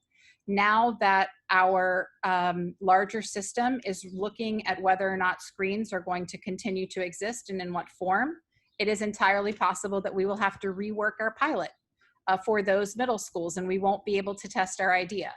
However, in our NICEP proposal and in partnership with the Chancellor's Office, we discussed what would happen if the admission screens were on pause for this year. And we were assured that we would be able to go ahead with a data balanced method of making sure that we have an equitable admission structure for middle school in District 2 into the future, in partnership with the Chancellor's Office and with the state. The other piece of our work, I don't want to forget the Chinatown schools because Robin specifically asked me to talk about them, and I'll get to that in a second. The other piece of the NICEP proposal for phase 3 was partnering with 8 additional high schools in Manhattan. And these 8 schools would be partners to agree that we need a continuum of K-12 education that is deliberately and in a data-based way that is equitable, purposefully desegregated, to make sure that our schools in a K-12 continuum are demographically representative of the city and specifically of our district. We know that approximately 1,500 students in District 2 who graduate from middle school will not attend a specialized high school, nor will there be room for those students in District 2 priority high schools, of which there are only 4. So the 1,500 students who do not have a direct path to a high school, to a purposefully desegregated, academically rigorous high school, that is something that we want to ensure. And we would like to broaden our education continuum to make sure that we can guarantee that for every child. And so that is also part of our NICEP phase 3 work. And there have been principals of ours reaching out to principals in high schools to invite them to be partners in this larger desegregation effort. And I have really high hopes for that, because I think that when a system when a district comes together to decide the way that pre-K to 12 education is done for students, there's a lot of hope and a lot of power in that type of coherence and unity. And it means very, very good things for kids articulating from grade to grade. And it means great things for parents and families, and the level of stress that will decrease when people aren't competing with one another in middle school and elementary school and middle school and high school admissions process is a very, I think that it's a gift to everyone, frankly. Okay, so that's that. I'm sorry I'm talking so much. I just feel like there's a lot to share and say, because I don't know that that folks really know all of this. And I'm glad to share more or send more information. The last part I want to talk about is the Chinatown Schools piece of the NISA proposal. This van is parking behind me. I'm hearing some things. Hold on, sorry. So in essence, our Chinatown schools, we have 6 of them. Their enrollment has been declining for some time. A lot of that is due to development in the neighborhood that pushes longtime residents out. They can no longer afford to live there. And the moving in of new people, gentrification, the neighborhoods look very different, and they have many fewer school-age children than they have had in years past. And so one of the main things that we sought to do was first stabilize Chinatown schools enrollment, making sure that the hopping around from school to school based on waiting lists hit pause, so that we could guarantee that we had stable class size numbers and stable numbers of teachers on staff ready to provide kids with an excellent education. And we did that through the reordering of the admissions priorities, and we're still looking to see. So the student populations in those schools, it was successful. It has stabilized since we took those actions that we did in phase 2. We are looking to see if we'll see increased enrollment based on the reordering of admissions priorities, because our goal is always to have an entire portfolio of thriving schools for kids in every neighborhood. And these particular schools are under significant budget pressure because of the declining enrollment. And we want to make sure that kids have equitable access to programs and supports. And that's why we prioritize the Chinatown admissions piece. And I'll be happy to talk more offline about that, because that's a very small part of the larger composition work of our proposal. Thank you. I have lots of questions. Can I ask them now? Sure. Thank you very much, Superintendent Chumney. And we will take questions now from council members. So first of all, just very simply, if I couldn't tell how much of that you were reading, but if we could have that all in writing, that Sure. with everything you covered, that would be great. So I guess I don't even know where to begin. So the 4 schools that are doing this, that forget about we lost the data and how for the year. There were the 4 schools that were going to participate in this data balance method, Clinton, Baruch, Wagner, and Morton. One of the things you mentioned was that they were selected because they were in many ways close to already representing, on some of them anyway, the goals, the demographics of the district. So I guess I'm unclear then, how do you know that it's working if those schools are, if data balancing is working, if those 3 of those schools are already at their targets? Another question I have is, are they all using then, will the 4 of them be using the same rubrics for admissions, or are they rebalancing their existing rubrics? Would you like me to answer the questions as you go, Robin? I don't know. You're since you have to answer them, what would you prefer? I would prefer to answer them as you go. That way. Okay, so then rewind. So how will you measure you've hit the targets if they're close to the targets already? So as I'm sure you, or actually I don't know if you're aware, Clinton is not close to our target at this point for 6th grade admissions. And the other 3 schools are closer to our targets than many other middle schools in the district. but they are not at the demographic targets that are fully representative of the district either. And so we will be able to see the movement as the method is applied, because we'll know if we hit the right percentages of students who are admitted to those schools and assigned there. There are two factors to also consider. One is parent choice, which we have asked the Office of Student Enrollment for the parent choice data, or the applicant's choice data, which I'm framing as parent choice because these are elementary school children applying to middle school, and parents have a big say in those decisions. We do not yet have the choice data, so we need to work through that element of the process. The second piece to consider is that for 3 of the 4 schools, 75 Morton, Baruch, and Wagner, all 3 of those schools serve the full range of students in the district in terms of of our educational continuum.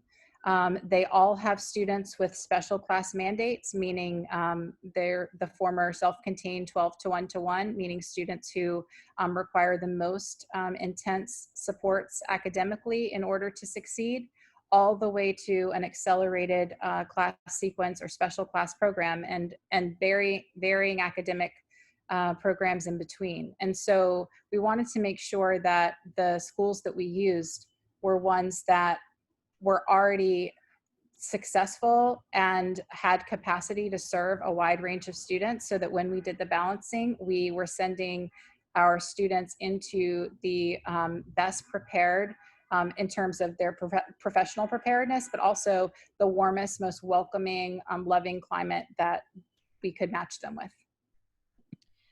So then the next question was, are they all will all 4 be using the same rubrics as each other? They're reweighting their own rubrics? Yes, they have, I shouldn't have said yes. The answer is no. They will not be using the same rubric. They each have a standing rubric that they have, that they developed however many years ago when middle schools were asked by the Office of Enrollment to have a rubric. We will be applying the data weights to those rubrics to practice our own method of balancing. And for Wagner and Baruch, AP and SP will still be 2 separate avenues of entrance into the school? That's a deeper question that I would need to get back to you about. Okay. And this is more of just like, I'd like you to expand on, I think was an opinion you had, as opposed to like a principle that informed a decision. When you were talking about the continuum of schools, and you said one of the principles seems to be that would reduce this sense of competition, because there would be one set of schools that parents could look forward to attending. And just in my experience, we already have that in K-8, and there is no such lack of competition when it comes to access to the middle school. So I'm wondering why expanding a continuum, how that relates to reducing this the competitiveness that we all agree is part of the process, and that anxiety. I'm thinking that my opinion about this goes back to my time spent with the Middle School Advisory Council that's convened by a group of principals, Rocco Macri, David Getz, among others, and the work that those students did on helping middle school students like themselves manage anxiety around the high school process. And when I go to spend time with those students, and when I spent time with them last fall, many of them shared that they felt like they were on a hamster wheel from the time they were in 4th grade, because they knew that, or they believed deeply in a set of beliefs that if they got into a specific middle school, then they would be able to get into a specific high school, and then they would be able to get into a specific college, and then they would have a path to the life that they wanted to live or that their parents wanted for them. And so kids were expressing that, no, you have to go to these middle schools to get into this high school. They explained to me the kind of, I don't know, this very sort of intense system of rules around it. And they all knew it really well. And the idea of theirs was that we need more middle school guidance counselors and social workers to help students manage stress. And my thought was, everyone seems to be trying to navigate toward the same small pool of high schools. And what might be possible if we expanded the number of schools that students had access to in a way that helped them all to feel in community with one another, instead of in competition against one another and in competition with themselves on a day-by-day basis. So that, my opinion, came from talking to kids about it. So I could waste everybody's time on this meeting dissecting why I don't follow the logic there at all, and I'm not going to do that. But I think that raises a broader point, which was, you know, when I was the CEC president and I was doing this work, I got a lot of not entirely unfair feedback that I wasn't bringing enough other people in the community into this conversation, that I could have been more detailed about the updates that happened at the CEC. And there are a lot of reasons that I feel like weren't exclusively mine, and there was turnover in district leadership and, you know, trying to follow the lead of other people. This is actually like a really significant plan that I think can turn off a lot of families, whether it's families that still don't accept that screening should be a benchmark value in our community, but also the families we've been hearing from tonight that have been speaking very clearly, even though I don't agree with them, but about this notion of kids needing to be around this kind of like more academically homogenous group in order to succeed, and that schools are not prepared and able to teach kids that have unique needs. And you've cited some specific schools that you think are ready to take these groups in. And, you know, we've been hearing for years about how we're going to be getting the rest of the schools in our district ready to do that. I don't understand how we could have gotten to this point in the process with this much detail about how the rubrics are going to be rebalanced without really getting input meaningfully from our community. We didn't have those community engagement sessions like District 15 had. We didn't, the NICEP team shrunk, frankly, since I was on it, because at least there was this adjunct other group that used to meet a larger group of people. There was talk about bringing it into DLT. The last time we talked about it, it hadn't been brought into DLT. So, you know, I'm really surprised to hear how many decisions were made that parents in the district and elected leaders don't know about.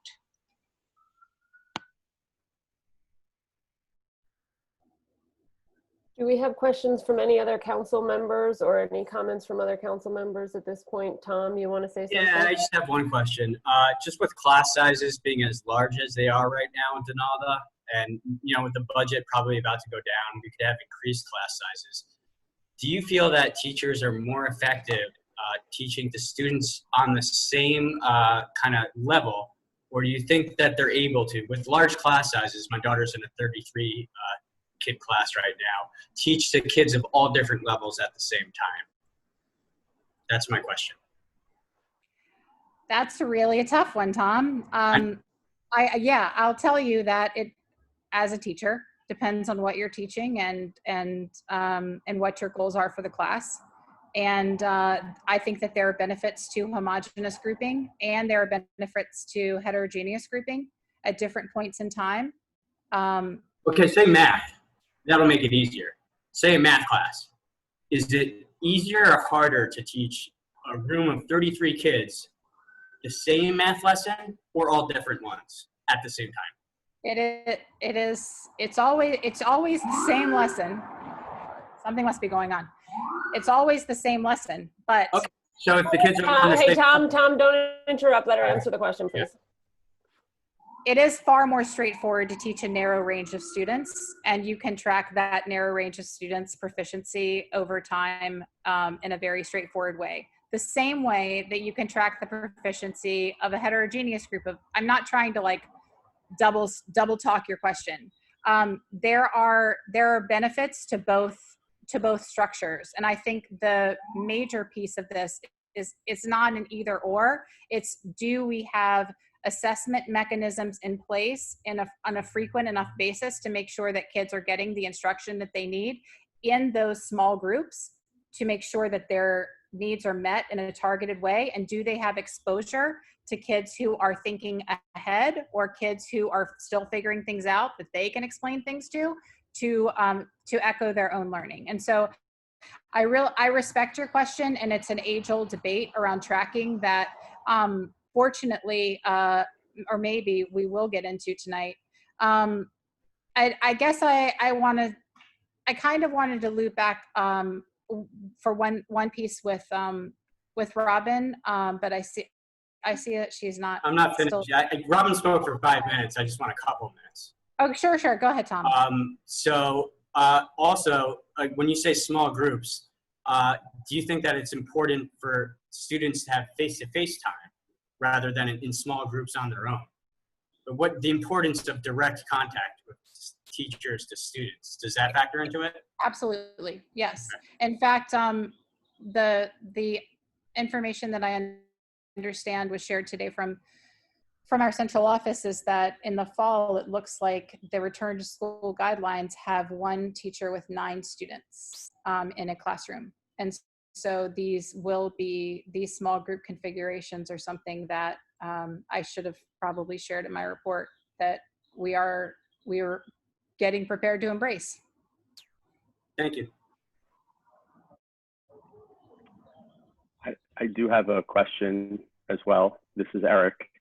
I guess I'll start just by saying that I'm deeply disappointed in this update and hearing where we stand with the integration work in this district. And it just sort of redoubles the urgency that we have to change and rebalance the system. Just one question for you, Donalda. It seems like at the heart of the plan you're putting forward, there's a belief that currently the professional development level of our schools isn't at the level where schools can teach a broad range of learners. So I guess my question to you is, how broad a range of learners can our schools handle right now?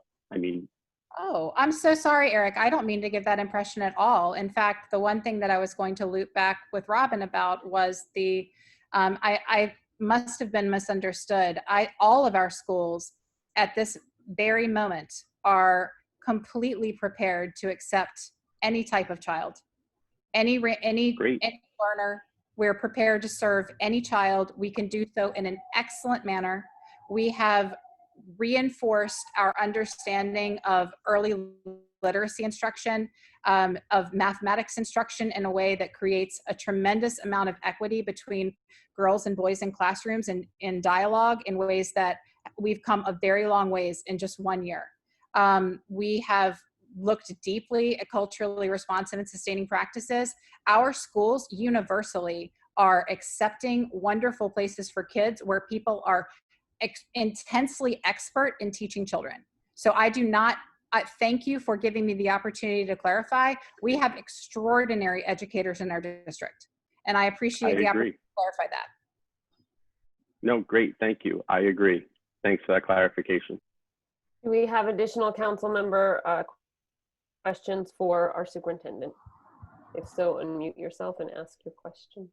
I have a quick question because I think, Donalda, that when you came into our district, that you came from District 15, where they did a rather large integration.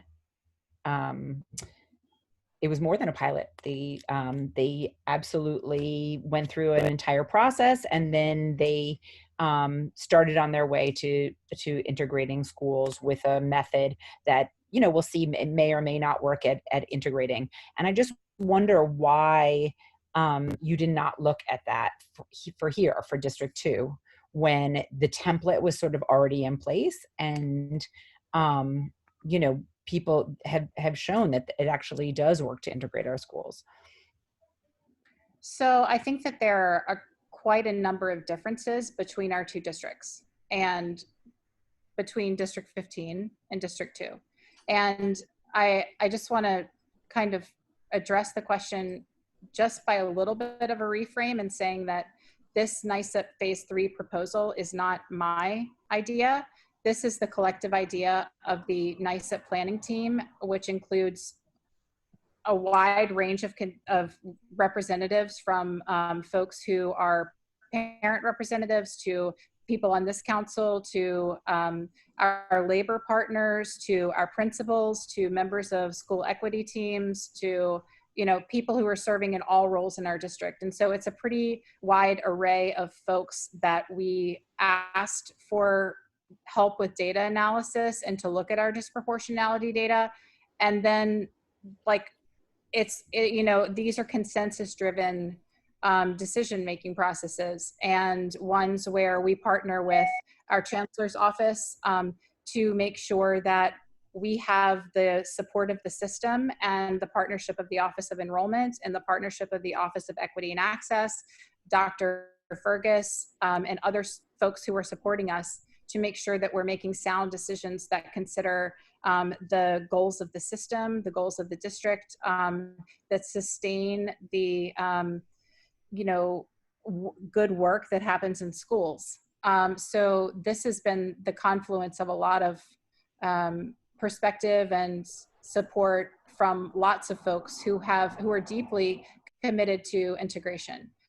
I think that it's important to note, just demographic wise, that the demographics of District 2 and the demographics of District 15 are pretty different. And having served in both communities, you know, I can speak to the range of schools and the pretty balanced, the balanced set of population that's here, because I'm sitting in District 15 right now in my home, compared to our own District 2. There are different factors at play, and that is why the districts have different plans.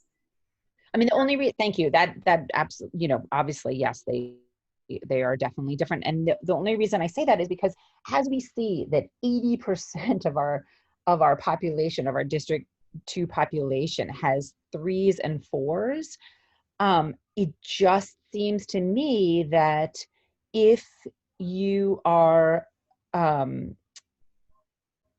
you know, like that you would not be looking at such a wide range of teaching. And I think there's like a really big misperception. And so, like, for right now, I'm not talking about race. I'm simply talking about, like, if you unscreened your schools, 80% of any school would be either a 3 or a 4.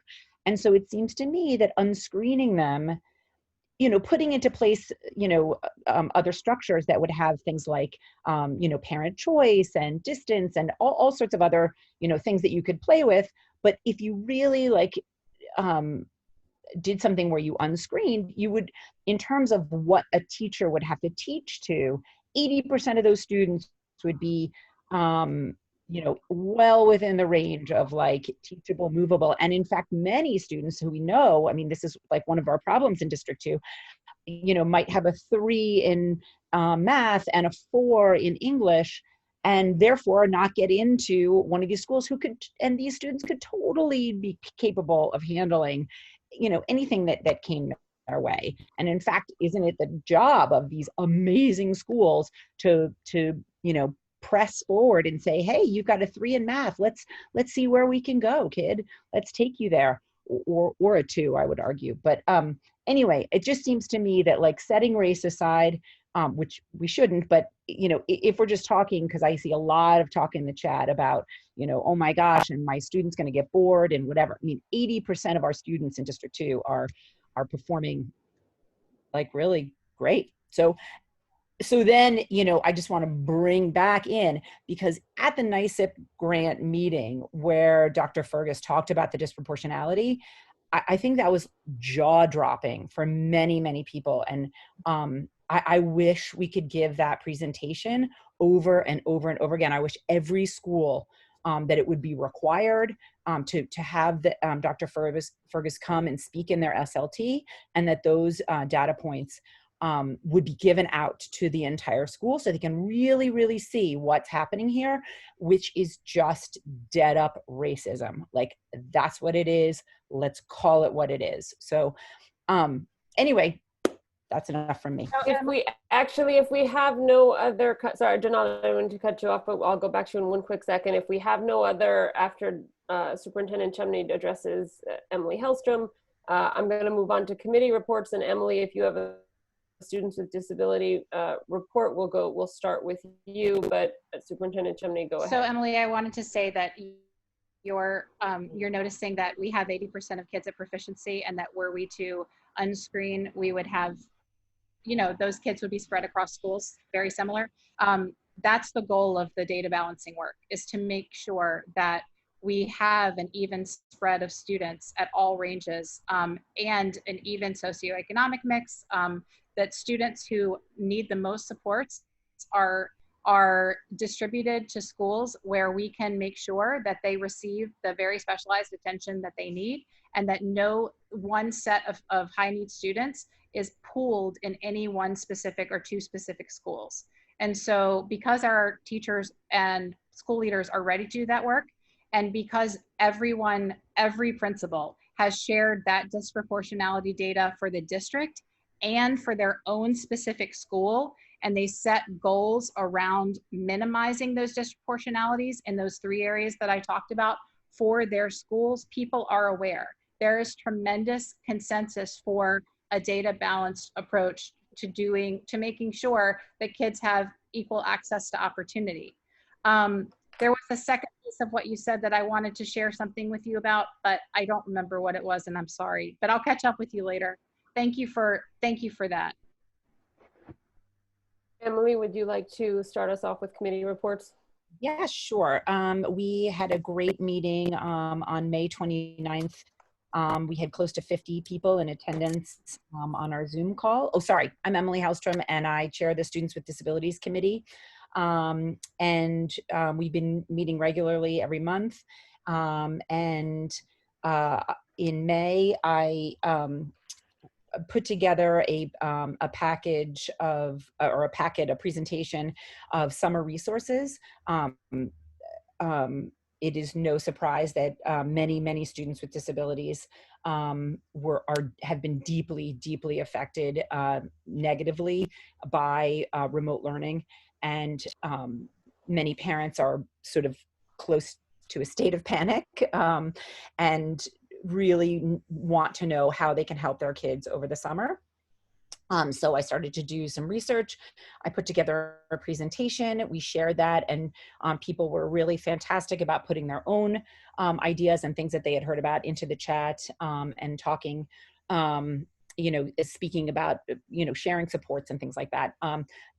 That package can be found on our website under, I think, the Students with Disabilities Committee list, or resources. It's under resources. So if anyone, wants to pass that around, that would be great. And then the other thing that sort of came to the fore is some of the work that parents are seeing work for their children who have dyslexia, ADHD, 2E. Some of these ways of teaching them are really, people are recognizing, are good for all students, that these are the building blocks of good, solid teaching. And so we really want to do a presentation for the council and then and for everyone on why these are so important to be in our schools everywhere for all learners. So I just want to put a placeholder. I was going to bring a resolution, but I realize it gets very, very technical, and a lot of people might not understand some of the things that I'm talking about: explicit, systematic, multisensory reading, OG, Hockman writing method. There are some of these basic principles that are just sound, fundamental good teaching practices, and a lot of people, when they talk in the chat about like, how can we transform our schools? It is very, very clear to me and to many, many people who take part in my committee month after month, that these are just good teaching practices and that these will bring up all learners. So we would like to actually, either next month or whenever it is convenient, we would like to put a placeholder to make a presentation, to have someone come and speak about these practices. Because I do believe that this, after we get rid of screens and integrate our schools, that this is the next step to making all of our schools fantastic. So anyway, it was a great conversation. I welcome anybody to join us. All of our announcements, we have our next meeting coming up next Thursday, June, sorry, I should have had this ready, June 18th. And it is from 3:30 to, we run around usually about an hour and a half. I'll send out a notice. You can also sign up on my mailing list, swdinnyc@gmail.com. So maybe Ushma could put that in the chat if anyone wants to sign up for that mailing list. Thank you, Emily. If anyone else has any other updates, if not, I'm going to mention multilingual language learner update. Last night, CEC D2 joined several other CECs, both within and without Manhattan, for a CEC 3 multilingual committee, a joint CEC committee meeting.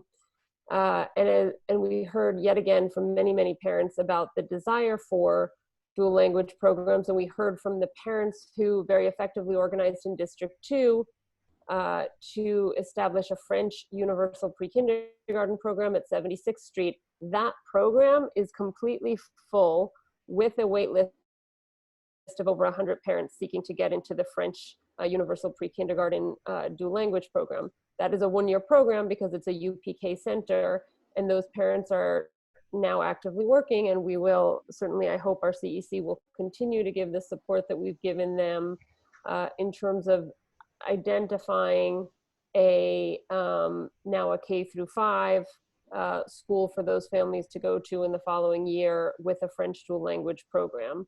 We've also heard from several parents who are looking to expand the Chinese dual language program offerings that we have. Parents have said again and again that when they have a child in dual language in elementary and in middle school, they want to continue that education, and adding a high school dual language program for students who want to continue, especially when that's a language that's connected to their heritage, but even for kids for whom it is not, having the ability to continue that through all parts of their education journey is of great importance to the parents who come to the multilingual language. I wish we could just say dual language. MLL is just not a great acronym, dual language programs, because it's easier to say. But some people speak more than two, I acknowledge that. And so it was a great meeting. We also had council member Ben Kalos there, who was very instrumental in helping support those parents. And I want to give a big thanks to Lucas Liu from CEC3, who did really great work in bringing together so many CECs for that meeting yesterday. And that is that report update. If we have no other updates, I will move on to the second public session. Can I just make one quick comment before we Sure. do that? There are several of us who are working on the pandemic EBT. Each public school student, if you do not already have an EBT card in the end of June through August, you will receive one that will have approximately $420 per child on there.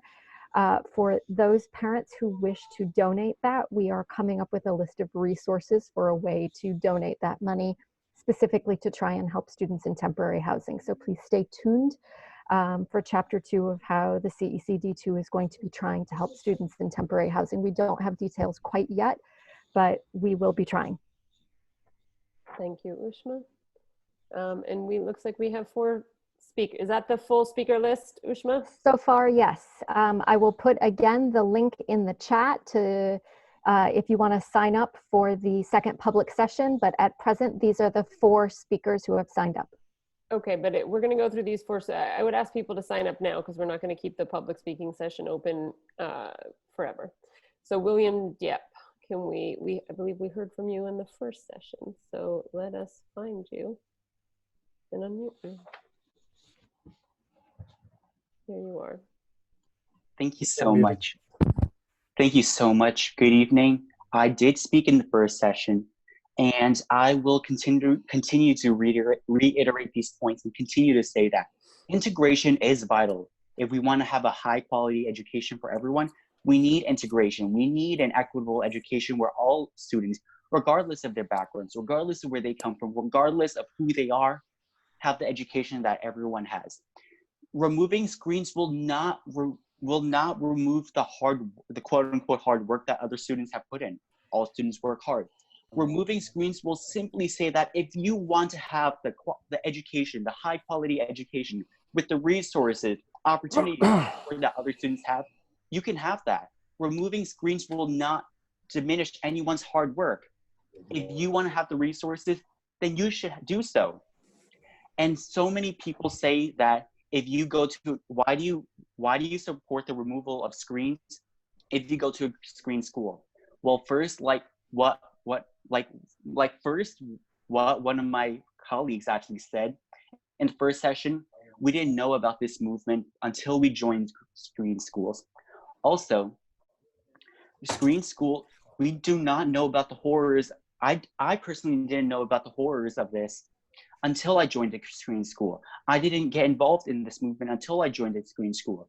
I noticed that at my school and at every other school that's screened, at many other schools that are screened, that there's a high majority white and Asian population. And our city we need integration, we need diversity in our schools. Every student should have the same resources, opportunities, and support that other students have. That is the simple answer. Removing screens is the simple answer for integration. It is the simple answer for every student to have an equitable education. That is what we need done, and that is why we all need to support the removal of screens, because all students work hard and we all deserve the same resources.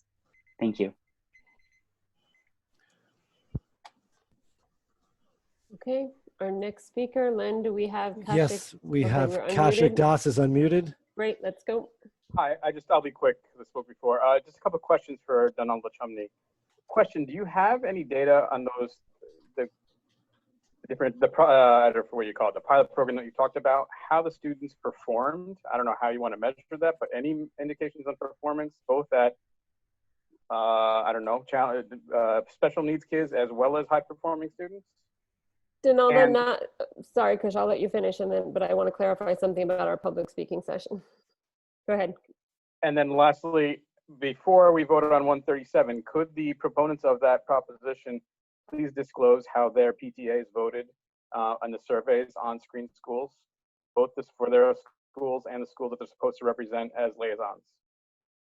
So I always love a good question, but the public speaking session is actually, in fairness to everybody, is not a Q&A, so we're going to move on. You can certainly email CEC2, you can email me, you can email Superintendent Chumney if you want additional information, but we're not going to do a Q&A right now, in part because of interest to time, and because that's not how we structure our public session. So we are going to move on, and I'm also it's 8:48, I'm gonna close out sign up at 8:50 for public speaking sessions so that we can, because normally we actually close it out before I just we want to start. say I don't see Estelle Artist. Is Estelle there? Raise your hand, Estelle Artist, if you're here. Jordan Feel is the next speaker. I will unmute. Trying to unmute Jordan. Jordan, you might need to unmute yourself. There you go. I'm just going to get him. Hold on one sec. Okay, who's our next speaker? Jordan. I think he's coming. Yeah. He's coming. He was just going back into our kids' room. Oh God, did I just turn off the thing? That's great. Jordan, the whole world is Hi, watching. Jordan. You're That's great. unmuted. I'm so glad that I could do that for all of you. Hi. I just wanted to say, you know, that as we kind of, you know, parade through and, you know, attack other parts of the plumbing downstream, you know, I still don't understand why we're yet to, you know, really address universal GT screening. I think that that's a simple tool that would really provide access to, you know, a lot of communities that are not getting it into these programs, and they need it, and we should have them. I think it's tremendously unfair that we don't provide it. And rather than trying to just rip things up, we should be looking at providing ways to provide access that don't exist. And I think that's one that's simple. I don't understand why we're not trying it. We have board members here who have supported these sorts of programs for other types of learning needs, like dyslexia, which I think is fantastic. I'm totally behind that. You know, but yet they don't support that for GT. And I think that, you know, catching kids early and getting them early into the system where their needs will be met appropriately is critical. And I think the idea, maybe I'm misunderstanding this, but, you know, the idea that what Emily is suggesting that, you know, if you just move kids around, that their scores will follow them to other schools doesn't make a lot of sense. We wouldn't be having this conversation in some respects if that was the case. You know, a child's achievements are going to be a function of that child, the parents, and the school, and the teachers in that school, and now a number of other factors. I think to assume that kids who are scoring a certain way under the current regime will maintain if they just get shipped elsewhere doesn't make a ton of sense. So maybe I'm misunderstanding something there. I'd love to know if I am, but that didn't make a lot of sense to me, and I don't agree with it. Thank you. Okay, and Our our next next speaker. Gina Rotondo. You need to unmute yourself. There you go. Gina, you're unmuted. Thank you. Thank you for organizing this and for letting me take the time to speak. I want to ask everyone to ask themselves some questions, to go back to what Christopher Duru posited earlier this evening. I didn't come to this meeting with a prepared speech, so I've just jotted down some notes. He asked you to think about why Black and brown kids are disproportionately represented in the more rigorous, quote unquote, rigorous schools. And that's a question I think you need to all ask yourselves. And he said there were two possible answers. Either they are less capable or the system is racist. I think you should all ask yourselves additionally, how do you define rigor? How do you define hard work? What constitutes hard work? The kid whose parent pays for lots of expensive tutoring so that he can excel or she can excel on these standardized tests that don't measure much of anything but one's ability to take a standardized test. They're not aligned with intelligence. So I would ask you to think about some of those things. I would ask you to think about the kind of world you want for your kids. Do you really want them to grow up in the greatest city in the world that happens to also be the most segregated city in the world? To what benefit? Thinking about some other notes that I took down. Parent engagement, you know, schools benefit from parent engagement. Let's make sure that we know how to make parent engagement accessible to everyone. Asking questions about how the higher performing students will be pulled down by the lower performing students. Research has shown that that's not the case. It's actually the opposite. All students benefit from all students. And I'll finish by saying, all of these things don't matter. At the end of the day, every child in the United States was promised by the Constitution a free public education, and it should be fair and equal. Thank you. I've run out of Time is time. up. Thank Yep. you. Thank you. Two more speakers, Salima Elamin and John Keller. I don't see Salima here. Salima, are you around?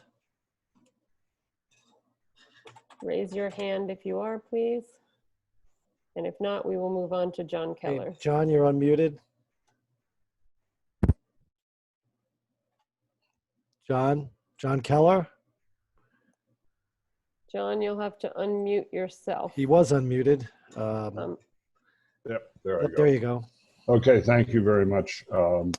Yes, I do have children who went through District 2 schools. I was a member of the CEC, this body, for 6 years. Currently active in the high schools where they're juniors. And I want to begin by echoing something Harvey Epstein, whom I admire and know a bit, said. My kids are going to be fine, and that, and I'm aware of that. But I also want to echo what the most recent speaker said. Yeah, we have a system of education here in New York City that is systemically racist. It basically deprives kids in what our chancellor likes to call historically underserved communities of an equal opportunity for a K-5 education, which is critical. And what I have said before, what I said when I was a member of this committee, is only accentuated even more now. I mean, we have to have our heads in the sand if we haven't paid attention to what's been happening in the country after the tragedy with George Floyd, but also not just in education, not just in policing, but in healthcare. I mean, last night at a community board meeting, Carlina Rivera, who's chair of the hospitals committee for the city council, spoke eloquently of how disproportionately COVID-19 has affected people of color. And so it's in our schools, it's in our healthcare system, it's in our policing. And as a society, we have to face this and deal with this. And I just feel that the systemic racism is primarily in the K-5 education that these kids in these historically underserved communities get, and that simply trying to fix it at the end of the process by doing away with screens is just not going to solve it. The very thoughtful process that NYSIP, the NYSIP process in which District 2 is engaged and in which Superintendent Chumney reported earlier, seems to me to be a much more thoughtful way of going about this.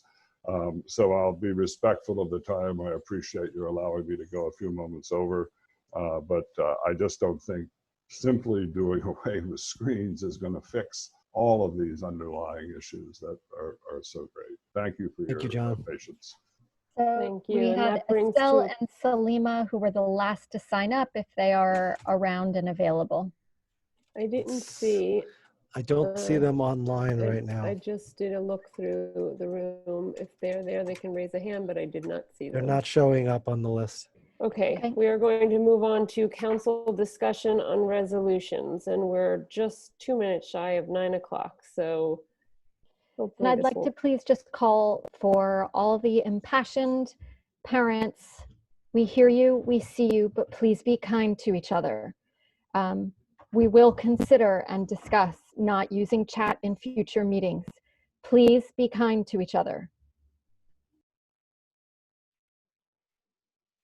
Yes, I'll echo what Ushma said. The chat has been there as a way to encourage the sharing of information and ideas, resources, links, all the ways in which chat can be positive. It has to remain polite and respectful in order for us to keep using it. So we are going to move on to a discussion of these resolutions. Let's take them in order.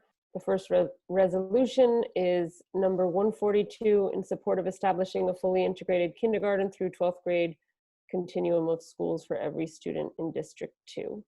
I probably should have had a snazzier title, but the idea is one in which we are thoughtful about taking care of all of the kids that we are responsible for to educate as a district, by making sure that schools on every step of the way are both academically appropriate and are integrated, and to do it through the lens, of course, a legal lens through which to do it.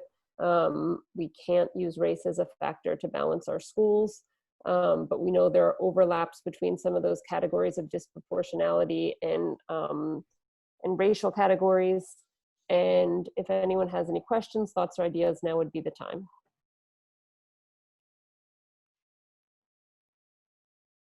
If not, I think we can vote on them all at the end. If not, we can move on to the next two. No, I'm sorry. I was just seeing if anyone else wanted to say something, but I do want to explain why I will not be voting in support of this resolution. We talk about, one of the things about the systemic racism is that we are often inheriting systems and institutions that we didn't create.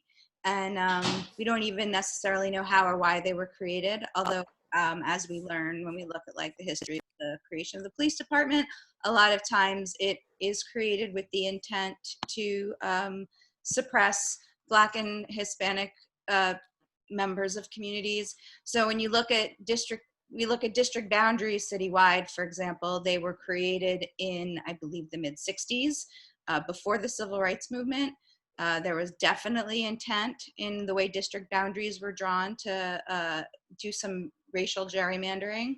And then stuff that wasn't anticipated, like the creation of Battery Park City. So there's entire portions of our district that literally did not exist when the district boundaries were being drawn. And just the fact that sections of the district were just, industrial, like Soho and Tribeca and stuff. So I do think that it's more, so first of all, I think it's important to consider, I think Maud actually said it at the beginning of our term, examining what is the point of a district. I think that's a really good conversation that we could have and that we should have before we start assigning more schools exclusive designations to a district. And then I find the language in the resolution that talks about how it would help integration very puzzling in a city that is largely, as we know, our school district is not representative of the diversity of the city. In fact, it's less than 10% Black, less than, I think we're about 15% Hispanic. And so I'm puzzled as to how creating more resources exclusive to our school district could help create integration, when in fact I think we should really be looking outward and how to increase access to all schools in our district to create more integrated school spaces that are representative of our city. Does anyone else want to address that particular resolution? I just have a quick question to Robin, because I'm not quite understanding the point of what you just said, because the way that I read this was that there would perhaps be less competition if there were actually enough high school seats for all D2 middle schoolers. But there are enough high school seats for all D2 middle schoolers. They're just not in schools that have been determined to be undesirable. But I mean, the geographic boundaries of school district 2 have the most high school seats in the city, I think. Well, I can address two things. The privilege of being able to send your child to a school exclusively with other District 2 students.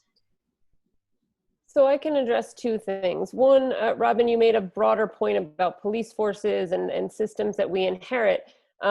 We, all the current parents of District 2, inherited this system.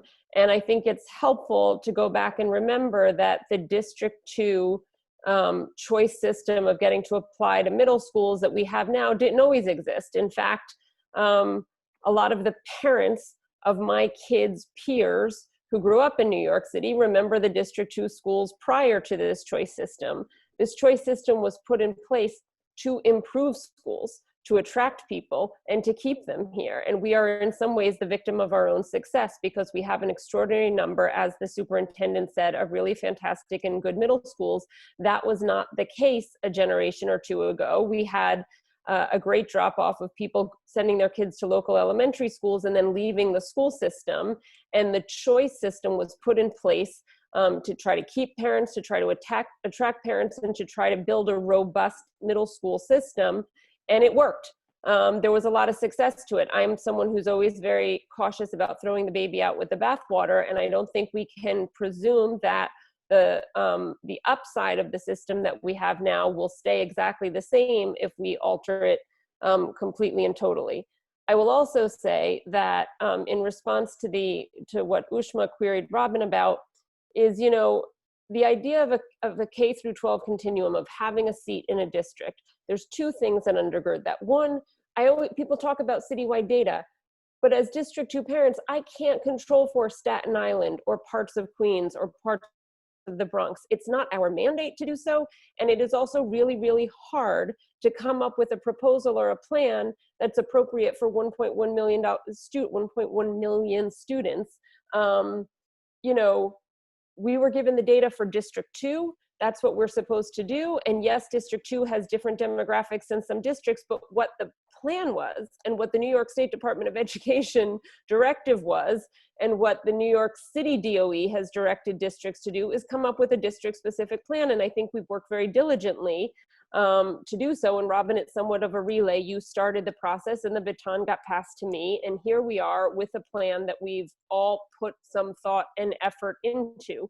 I'll also say this: if you look at the concrete efforts that were made last year by District 2 priority high schools to address diversity in their high schools, you had Baruch and Lab, who changed their rubric to a rubric where you had to, instead of the higher your grade or test score, the better, now they changed it to a system where you had to get an 85 GPA or higher and a 3 or 4 on your state tests. And that's great for those kids.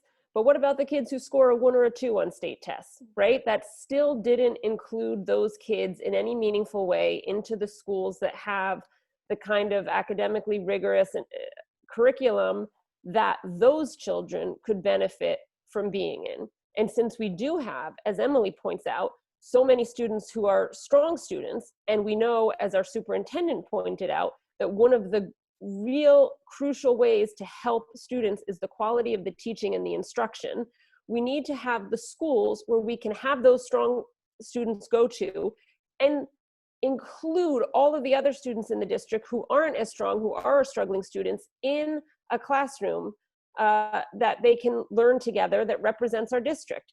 If you have a better idea, if you have a plan, put it forth. I'm always happy to hear someone's ideas that are better than mine. But this is the idea of how we can look at the schools in our district and come up with a plan where children who are the least well-performing kids academically to the children who are the highest performing academically can have an education that meets their needs, and where we can address the integration of our school districts.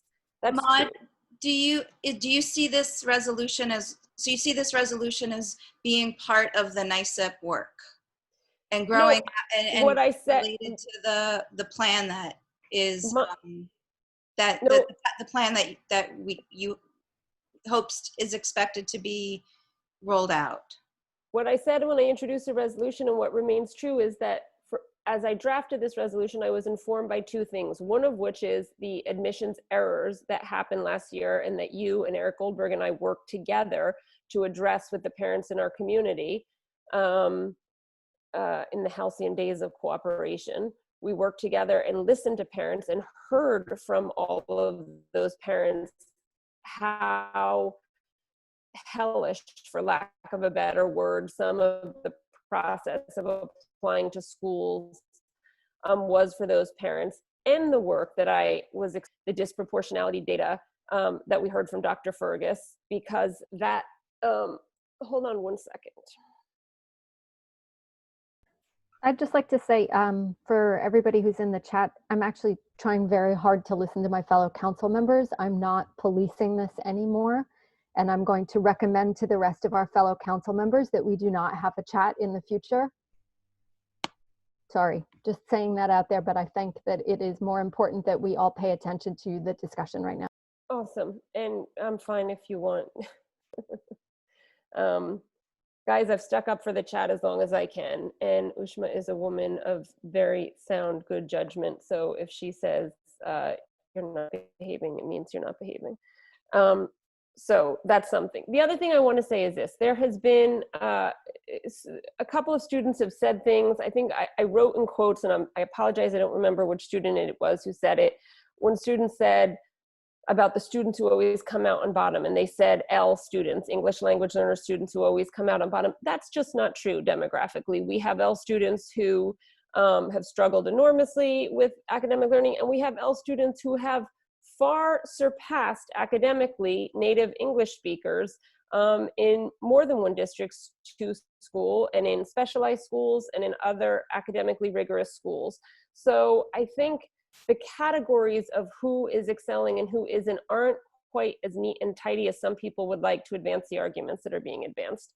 The other thing that a student said, and I believe this was Karma who spoke, you talked about how you as a student, you may have gone to a screen school, but you didn't come to your belief system about screen schools not being an ideal system until you got there. I get that. That makes a lot of sense. I understand that. But it's not necessarily true of some of the parents on our committee, right? We have on our council parents who have kids in 9th grade and 6th grade right now who were arguing to get rid of screen schools for the last several years. But during that same time, while they were arguing to get rid of them, they applied their kids into some of the most disproportionately white, academically rigorous schools in our city. And I do think that there is a disconnect there that certainly mystifies a lot of the parents in our district, and that it'd be awesome if somebody could address at some point. And then there were a few other things, but in the interest of time, I'd like to get to other people's Maud, Violet resolutions. has a hand up. Can we go to her, please? Absolutely. Violet is our student member, and if I don't see the hand. Len, if you see it before I do, please unmute Violet. And Violet, I'll make you a co-host so you can just unmute yourself. Hi, can you hear me? Yes, you're unmuted. Yep, we can hear you. Okay, so hi, my name is Violet Becker. I'm the student member of the CEC District 2. I'm a rising senior. I just wanted to pose the question, will there be upcoming opportunity to discuss inter-district equitability?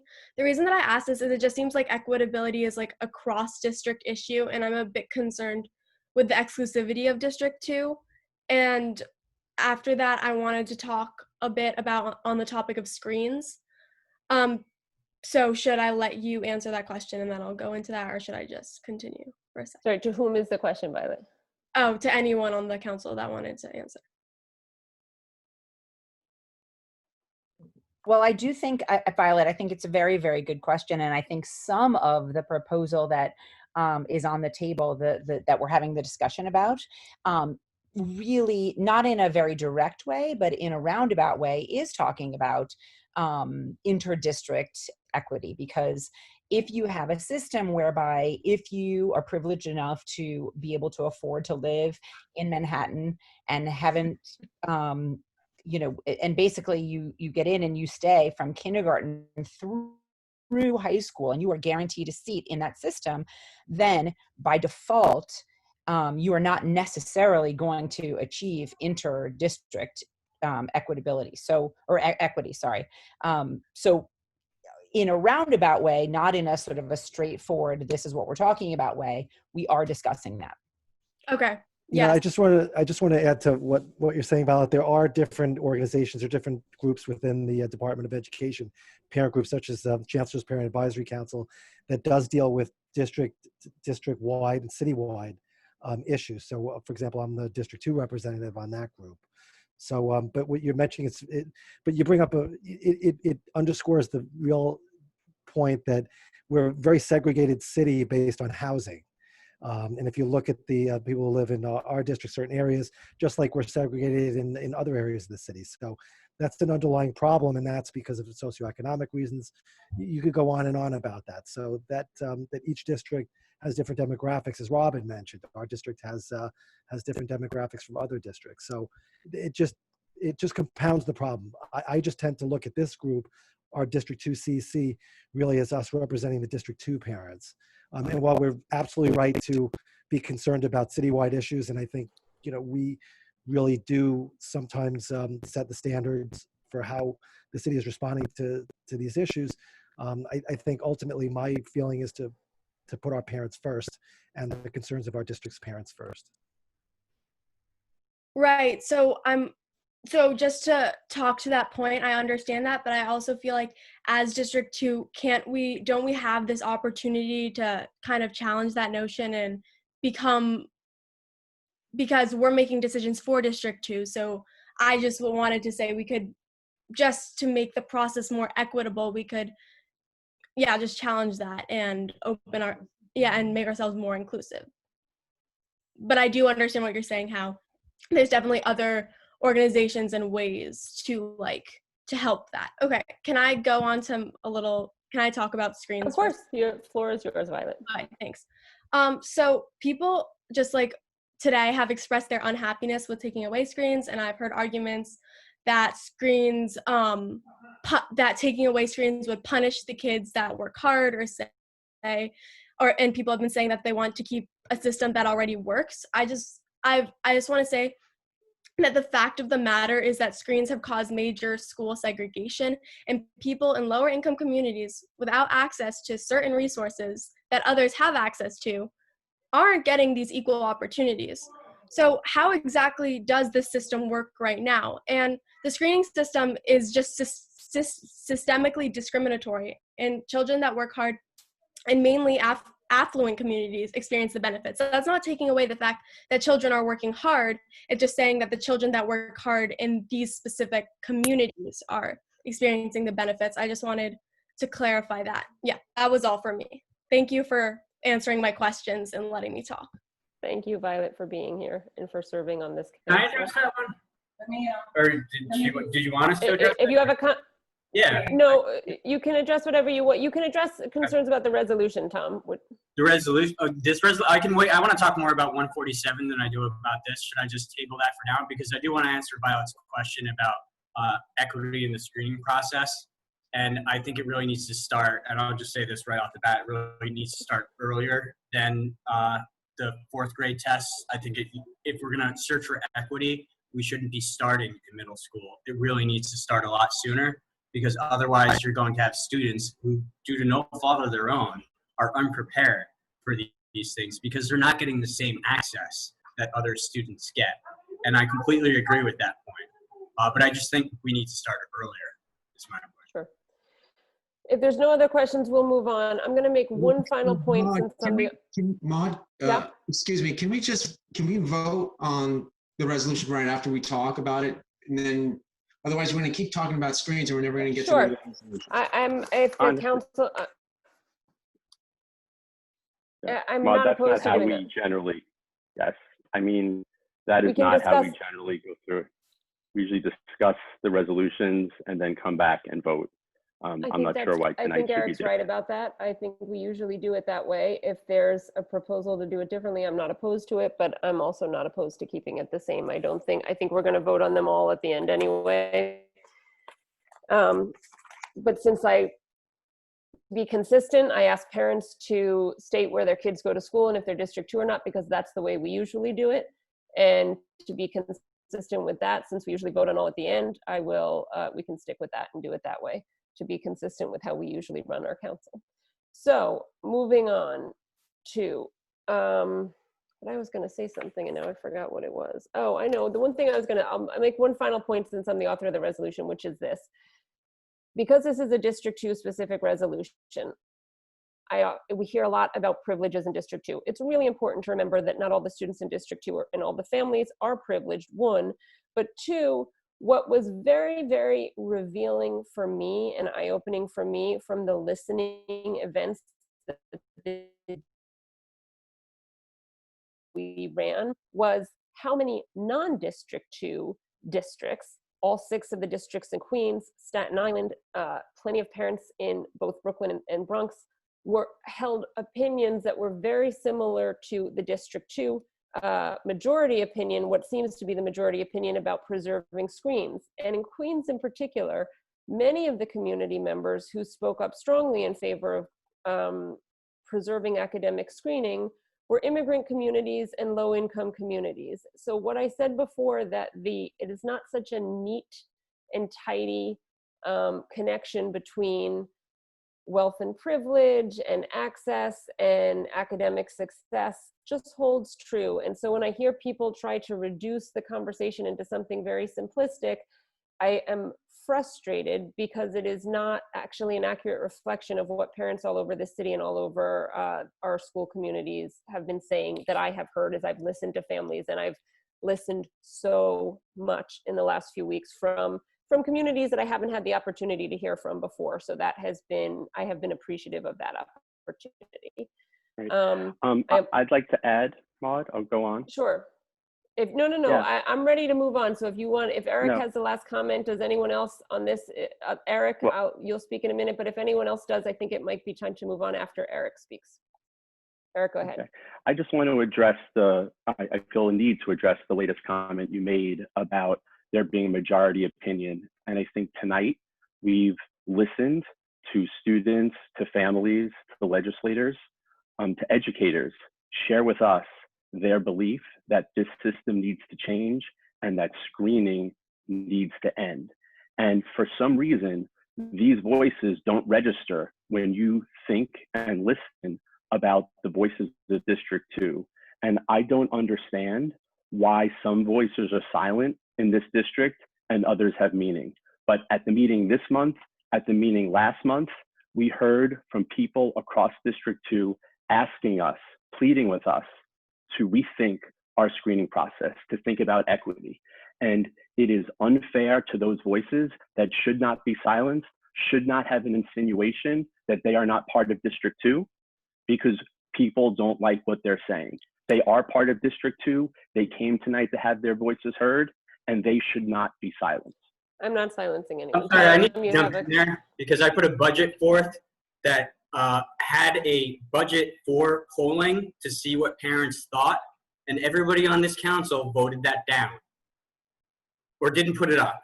I wanted to see exactly what parents thought, and you, Eric, you know, everybody, not just you, I shouldn't point you out.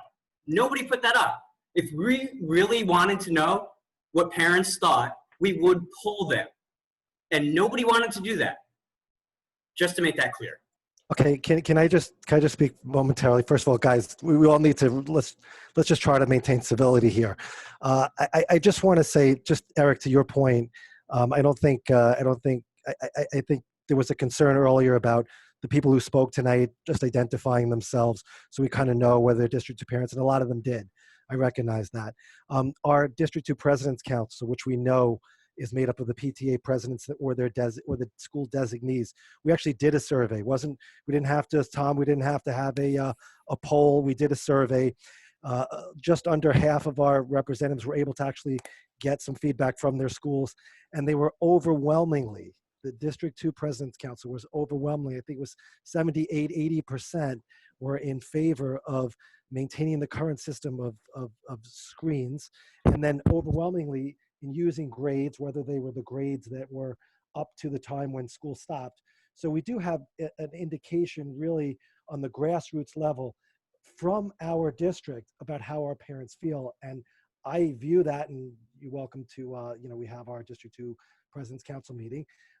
That poll and that survey that we did really, I believe, is representative of how the parents and certainly the PTA presidents who have their pulse on the district feel about these issues. So I understand that only a certain number of people can speak. We had a lot of representatives from Teen Take Charge that were here. I heard everything they had to say. I think they make very valuable points.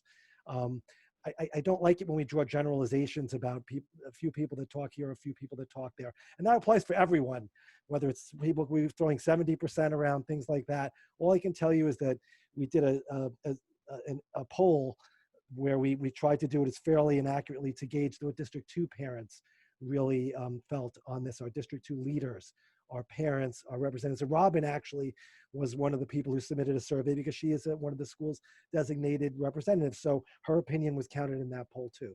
So I think we're trying. I don't think it's fair to necessarily make generalizations on either side about 3 people who show up here or 4 people who have an opinion one way or the other. And we try to get the opinions from everybody as best we can. And it's difficult even in a Zoom format. So I just wanted to say that.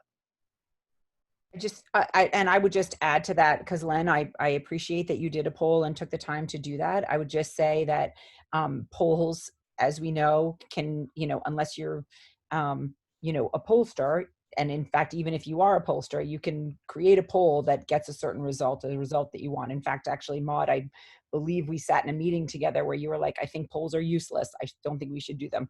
In any case, I also just have to point out that PTA presidents are a certain type of person, and I vote for a PTA president who's going to help raise as much money as possible for my school.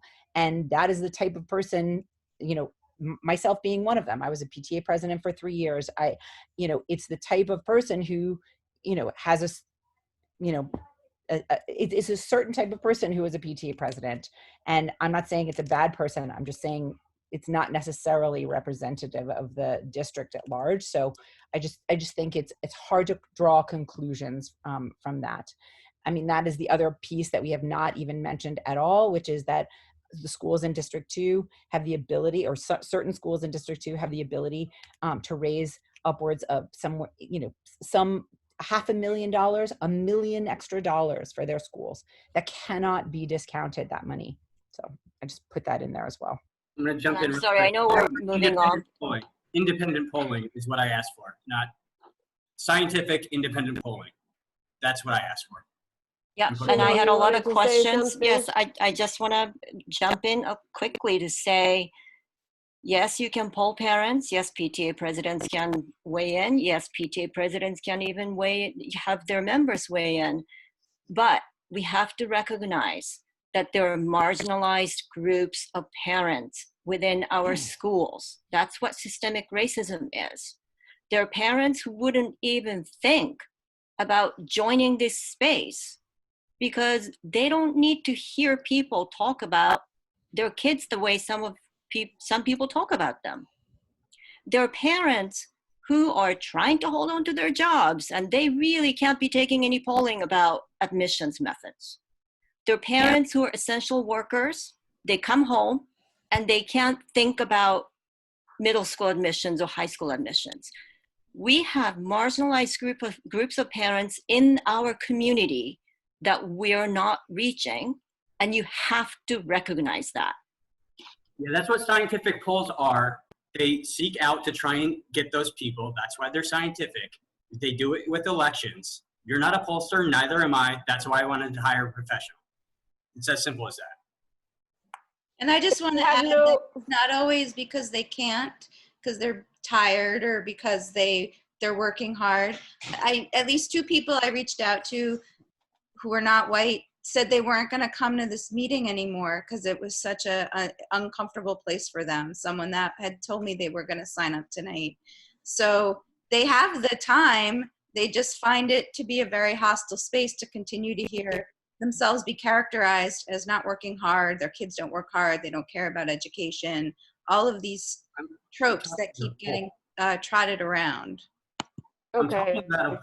Guys, I don't think that given the makeup of our council, all as a middle class District 2 council, and every person on this council being a highly educated or reasonably educated person, I don't think any of us can speak on behalf of the folks who aren't here.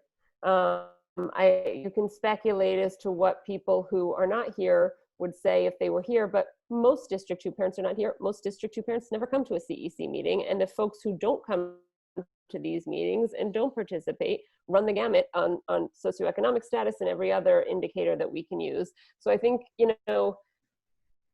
some parents said to me a while ago, I wish parents would just show up and say what they want for their own kid, because if they did, it would be a really honest conversation. If you said what it is that you thought worked well in a school, in an education, and stop trying to speak on behalf of other people. So I am going to, and that's, maybe we can use that to segue into my concerns about good governance and transparency, because the next two resolutions are resolutions where I think we should try to make sure that we have more public meetings and where we can have these discussions and communications with the DOE in ways that are transparent and public, and actual parents, the folks that are here and the folks that are not here, can hear and know what is going on. The resolutions speak for themselves. You can read them if you're interested. It's a little in the weeds in terms of how elected parent leader processes work, and I understand that. But if anyone has any questions or wants to make a comment, now would be the time to do so. And then we'll move on to the final three resolutions. Hearing none. This is Eric. I'd like to respond to both of those resolutions. So yes, I think, collectively, when I look at the two resolutions, I sympathize with some of the outcomes and the goals around electing representatives of our our schools, which is one of the resolutions is focused on CEC elections. I think we're all here tonight as part of that process. And I certainly think that that process should be preserved. And I believe that elections should go forward. I also think it's important that we have representation across the city so we can hear voices of communities as a collective. And while I think those are noble goals, I'm deeply troubled by the fact that there's such hatred and animosity towards the ECC. And to me, it's just another level of trying to silence voices that don't agree with the position of members on this council. And I feel like this animosity for the ECC is something that we've seen for the last 18 months. And it hurts me because this is an organization that has worked to bring New York City parents together. And instead of focusing on the outcomes and the goals, both these resolutions, again, are attacks on the ECC. We are in a place where we should stop attacking and start working together. And it is unclear to me why we can't get beyond a personal vendetta against the ECC and move to a place where we're working and advocating for our children. So I'm really uncomfortable because I think this is just another avenue of silencing voices that don't agree.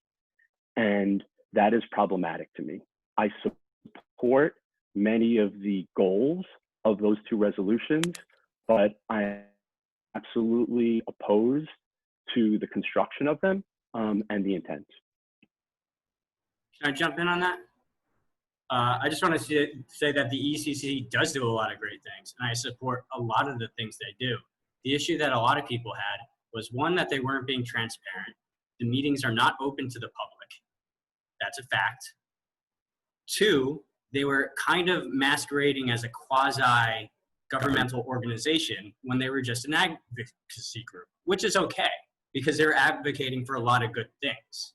But when you pose to represent all the city councils without any statutory authority to do so, without any kind of edict from the state or from the councils themselves, that's where a lot of people had problems. But a lot of the things they do are good, and I support it. I work with them. I'm a member, technically. But I think you need to separate those two, and I don't think it's a personal vendetta. I really don't. So, yes, creating corporations, yes, feels like limited liability. Personal. Yes. Limited liability, not a corporation. I would just say again that those two resolutions could have stood on their own without attacks on the ECC, but for some reason that had to be part of the resolutions. Which So again, the instead of ECC working would towards vote for it. outcomes, instead of working for outcomes, it's about division, which is what tonight continues to be about. How do we divide, separate, and segregate our children? And that's what D2 has come to stand for. Okay, Eric, so if we struck the ECC lines from that, you would vote for it, right? Because that's what you just said. Yes, I would be much more open to the outcomes. Yes. You would? Okay. I would have a discussion. I would have a discussion. I would have a discussion about those. Yes, I'd love to. And no, I would love to. And I actually reached out to sponsors of the resolution to tell them that, but sponsors who may have been open to having a conversation rather than putting provocative things on a whiteboard. You don't like that? Eric, you know I wrote those resolutions and you didn't reach out to me, and I extended a hand of friendship to you the last time we spoke around the questionnaires that we were sending to the Office of Enrollment, and you said no thank you. So much for the getting over divisiveness. So let's move on to draft resolution 145. Wait, sorry, I Emily, have some things to comment? say. And after Emily, go ahead, Emily. I just want to say, you know, that we've been through a national pandemic. We have issues with budgets. We have some of the most profound social movement that is going on that we have not seen in literally since the 1960s. We've had more death than, you know, than we've had in a century. And we as a council are putting up resolutions about things that if you want to talk about D2 parents, that they could care less about, frankly, by and large. I just think that there are so many more things that we could have been spending our time writing, talking, thinking, and producing. And I'm just ashamed as a council. Okay, moving on to draft resolution 145. Wait. Oh, sorry, I'm sorry, Shino. I'm sorry. That Yeah. I apologize about that. Shino, you wanted to speak to these. So in terms of the elections, first of all, nobody said cancel the elections. It was just postponement, right? If this resolution was framed in terms of democracy of CEC elections, I probably would have voted for the resolution that says, yeah, we should have the elections. But that's not how this resolution is written. It's all about how the ECC did this, ECC did that. That's not the point. The election, whether to postpone or not, should be discussed on their own merit. Should we be postponing elections in a democratic society? That's the point of the resolution, but that's not the point really. And if we want to go down the road of who should be eligible to serve on these bodies, it would have been nice if you actually looked at the history of the CECD2, because we've had some phenomenal members who did not have a kid in the public school. They brought so much to the council in terms of their expertise, their knowledge, their life experience. And sure, I'm happy to debate whether somebody who doesn't have a kid in the K through 8 or even high school should be serving on this council. I think that that warrants discussion. But let's first look at the history of the council and what these people brought to the council before we immediately go to that place. And while we're at it, I would like to discuss whether a political candidate should be on a CEC District 2 or any other CEC. I don't know how I feel about that. That's the discussion we should be having. So, you know, it's really disappointing that these two resolutions, both of them, didn't consider the history of ECC or the history of the CECD2. And as the recipient of the criticism, and I'm the co-chair of the ECC, they both do feel like a personal attack. That's all I have to say. So I'll address two things. One, with regard to the fact that Eric and Shino have both stated that there are elements of these that they support had they been drafted differently. You both could have certainly reached out to me and shared that with me. I'm always open to modifying resolutions.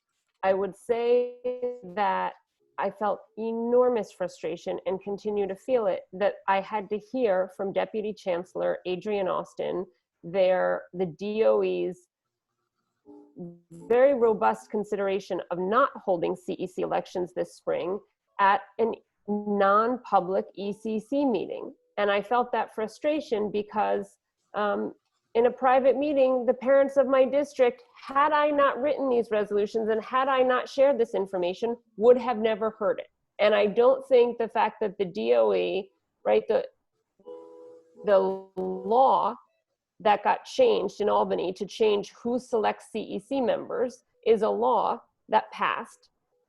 A lot of people know that presently, or in the past, traditionally, the way CEC members were chosen were from PTA selectors. 3 people in each PTA choose them. But the ECC, in a series of non-public meetings, passed resolutions that said we should change that and have a parent-wide election. And whether you agree with that or not is beside the point. It went up to Albany and the law got changed. And the resolutions that the ECC sends up says you're speaking on behalf of 1.1 million parents, but most parents have absolutely no idea what's being advocated because these are non-public meetings. For me, it's a good governance issue. It's a transparency issue. And Emily, I hear you loud and clear that there are bigger issues going on in our country right now, but I happen to believe that good governance and making sure that our government works in a transparent and open way is part of what we should all be advocating for at all times, on every level, on local levels, on state levels, on national levels. I am really convinced that there are problematic structures in place right now that are limiting information getting to parents. And the deputy chancellor's sharing that information with a very small group of people in a non-public meeting is a really clear example. I'm trying to communicate information to people so that we can have a discussion, as we're having now, about how best to select CEC members, how best to conduct the kind of good advocacy work that can happen when CECs across boroughs and across districts get together, because I think there's a lot of room for positive growth there. Shino, I have very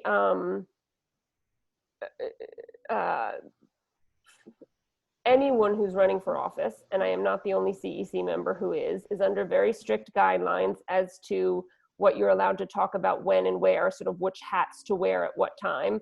And I follow those guidelines very rigorously. I'd be happy to talk offline with you about that, but this is not the appropriate place because I have to follow conflict of interest laws and rules and regs, and we can reach out. I'm happy to have any conversation with you that you want about that. So those are my concerns about those resolutions. I think they stand on their own. It is absolutely not a personal issue. But I will say one final point, and I apologize to folks that this meeting has gotten long, that if we're talking about tone and we're talking about personal attacks, at the last several ECC meetings, several members, not just me, but other members in that group have been called out again and again for what appears to be wrongthink.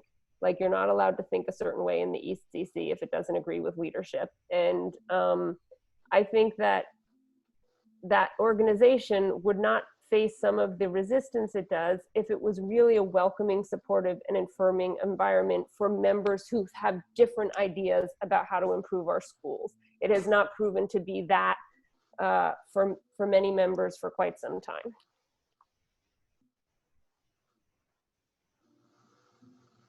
Let me just respond by saying that what we heard during that ECC membership meeting on Friday was 400 years of rage coming out because some people do not fully comprehend what structural and systemic racism is. That was the frustration you were hearing. It's not about a difference in opinion. So maybe the next 2 resolutions, I think, talk to issues that focus on, to some extent, structural racism. My living room's integrated right now.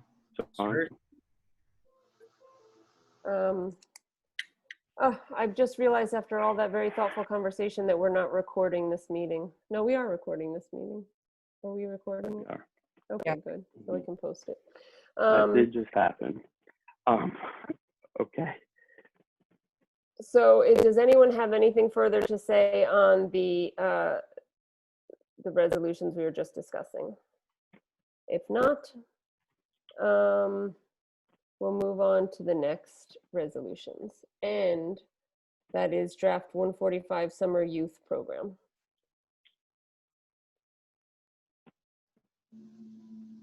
Just introduce really quickly after Shino did earlier, the massive economic and social benefits that this program has shown year over year in the city, how little this costs to the city budget, and how much we support it.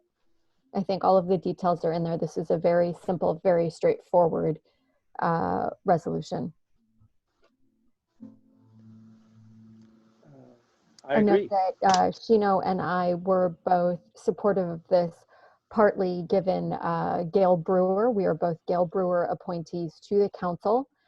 This is something she is also fighting for quite strongly. And we independently have spoken with her about the benefits of this program. And I would also just put out there that, you know, many times if we are part of other organizations that could also pass resolutions or write letters, I always think it's a good idea, if you agree with this kind of thing, to take the language from the resolution and take it to your organization and write them too, because those voices together can move things. And I actually have to give credit where it's due. This is an issue that Teens Take Charge has been working on since the preliminary budget, the budget cuts were announced. And also I decided to take this on because Perry, who is a District 2 parent who's worked with us on traffic safety issues, has actually approached Maud and me and asked us to do a resolution, and I thought it was a great idea. So this was actually driven by a member of the community. So thank you, Perry.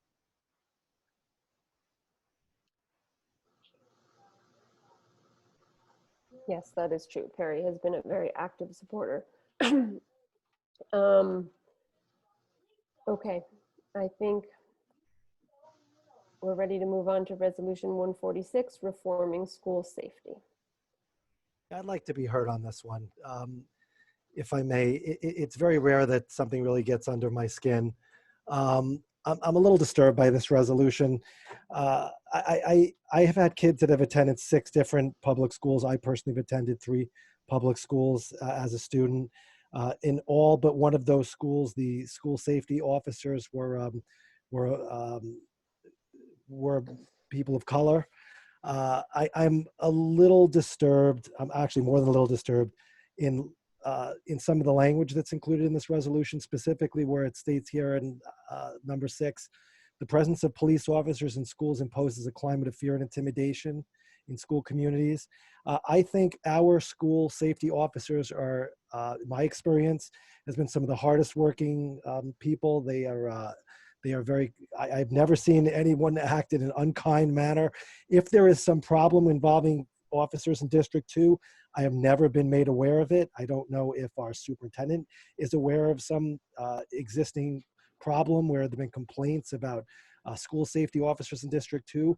And while there may very well be issues in other districts, I am amazed in terms of the attempts to try to lump in our school safety officers as being part of a climate of oppression and fear. Our safety officers are very hardworking, diligent individuals. They're there to protect our students, both from internal and external threats. And I'm glad they're there. I'm glad they're in uniform. I'm glad they're members of the New York City Police Department. So I can brook people being critical of PTA presidents, that's fine. But I got to tell you, someone's got to stand up for these school safety officers that do an excellent job and have kept my children safe. So if there's an underlying problem that people know of, please let me know. I'd like to hear from the sponsors if they're aware of people in our district, students being intimidated. Maybe I'm unaware of it. Please educate me. I'll be happy to listen to what you have to say. I'd also like to chime in too, because I agree with Len. I've had kids in 4 different District 2 schools. The majority of the security, the NYPD officers there were fantastic. they work beyond the 9 to 5 or the 7 to 7, you know, working after school hours. In PS 33 directly,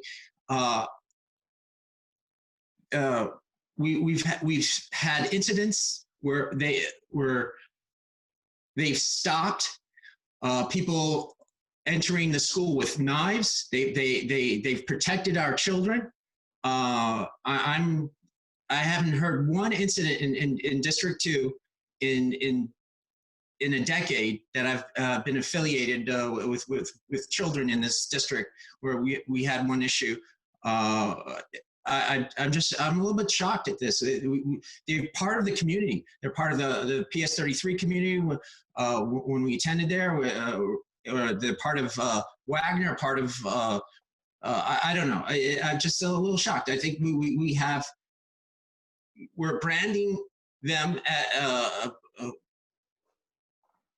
we're branding people who work very hard and are part of a community and they work tirelessly to protect our kids. And when you have people walking around with guns right outside PS 33, and they locked down the school, they brought in NYPD to stop violence, and now to say otherwise that they're not protecting our kids is, you know, I'm shocked and I'm sad that that when there's good we should call it out, and when there's bad we should call it out. But in District 2 I have not seen an incident, and I would like to hear what has transpired by the authors of this resolution with respect to District 2. So I do recall as a co-sponsor of this that I had injected in clause 6 has been noted. I'm guessing this is in a versioning thing, something that's different. However, please note that we also included in the clause 2 that we are fully aware and understand that school safety officers are beloved. They are part of the school community. They are people to be treasured. My kids have also been in many different schools in this school district, and I do appreciate that they are there. However, I do not want them to be New York City police officers. We would rather that these be agents of the Department of Education who are given specific training to be helpful to our schools, trained in social justice, trained in helping our students in all of the ways possible. 4 different school districts across this country have now recently removed their contracts with police officers in favor of integrating school safety officers within their departments of education. And that is what we are advocating for in this resolution.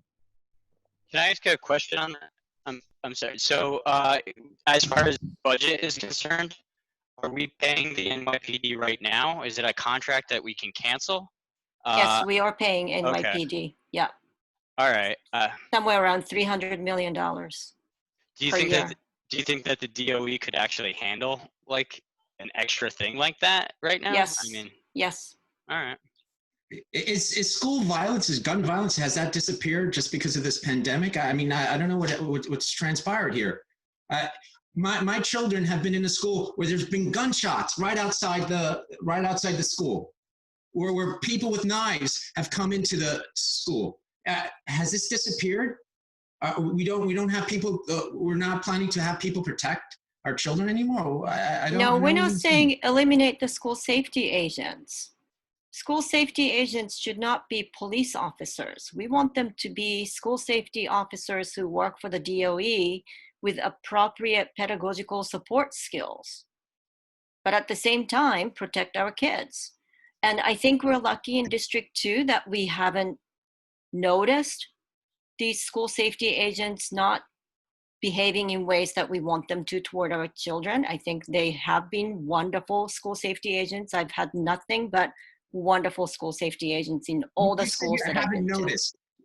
You're implying that they did something. I would like to know what they did in District 2. I don't know, because I am not a Black person, right? I don't know how parents who are Black or brown, or students who are Black and brown, are treated by District 2 school safety officers. I cannot speak for them. You know, Sheena, I'd just like to respond directly to a comment that was in the chat, specifically about Eastside Middle School, where I was actually former PTA president there, that noted that about 3% of the student population is African American. The school safety officers of that particular school happen to be African American. The newer person that is there this year that replaced the former, one of the two former African American school safety officers is also African American. These officers are role models. They're actually role models in many cases to our children as well. So I think these generalizations and the attempt to equate everything being racist, or that they are somehow that their presence or identification with the New York City Police Department in and of itself is tainting them with this racist aspect is just very uncomfortable to me. I think that's what we're trying to get away from. We don't want to label people. We don't want to judge people based on who they are, not by what they look like, not by the uniforms they wear. We want to judge people by who they are as human beings. And I think we're dehumanizing entire groups of people by lumping people into different groups like this. So I understand the concern. I can't possibly imagine what it's like to be an African American and know what it's like to walk down the street and come in front of a police officer. But this isn't really addressing that issue. This is just trying to demonize and just trying to lump school safety officers in with every other New York City police officer. And I don't think it's appropriate in our district. Would they lose their pensions if they transferred from the NYPD over to the DOE? They shouldn't. That can be Would it transfer? negotiated. All right. Also, it's just an optics thing too. It's like police officers inside the schools. I mean, it's not like these safety agents aren't, it's not like they have some magical powers that other people don't have. I mean, when someone brings a gun in, do you want a police officer to try to stop the event from happening, or do you want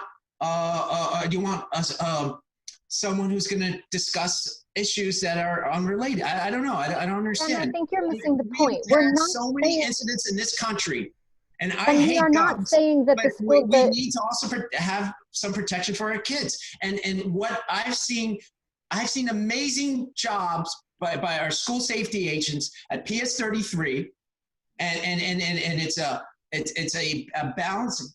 Donalda Chalmey, our superintendent, has said it's a balanced school, and our safety agents have done an amazing job there protecting my child. I can't walk in there to them in September and say to you, "You're gone," because people branded you as racist. And what?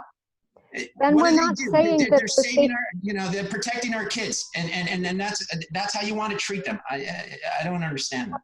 But then we're not saying that they should be fired. We're saying that they should be recast as agents of DOE, not as the New York City Police Department.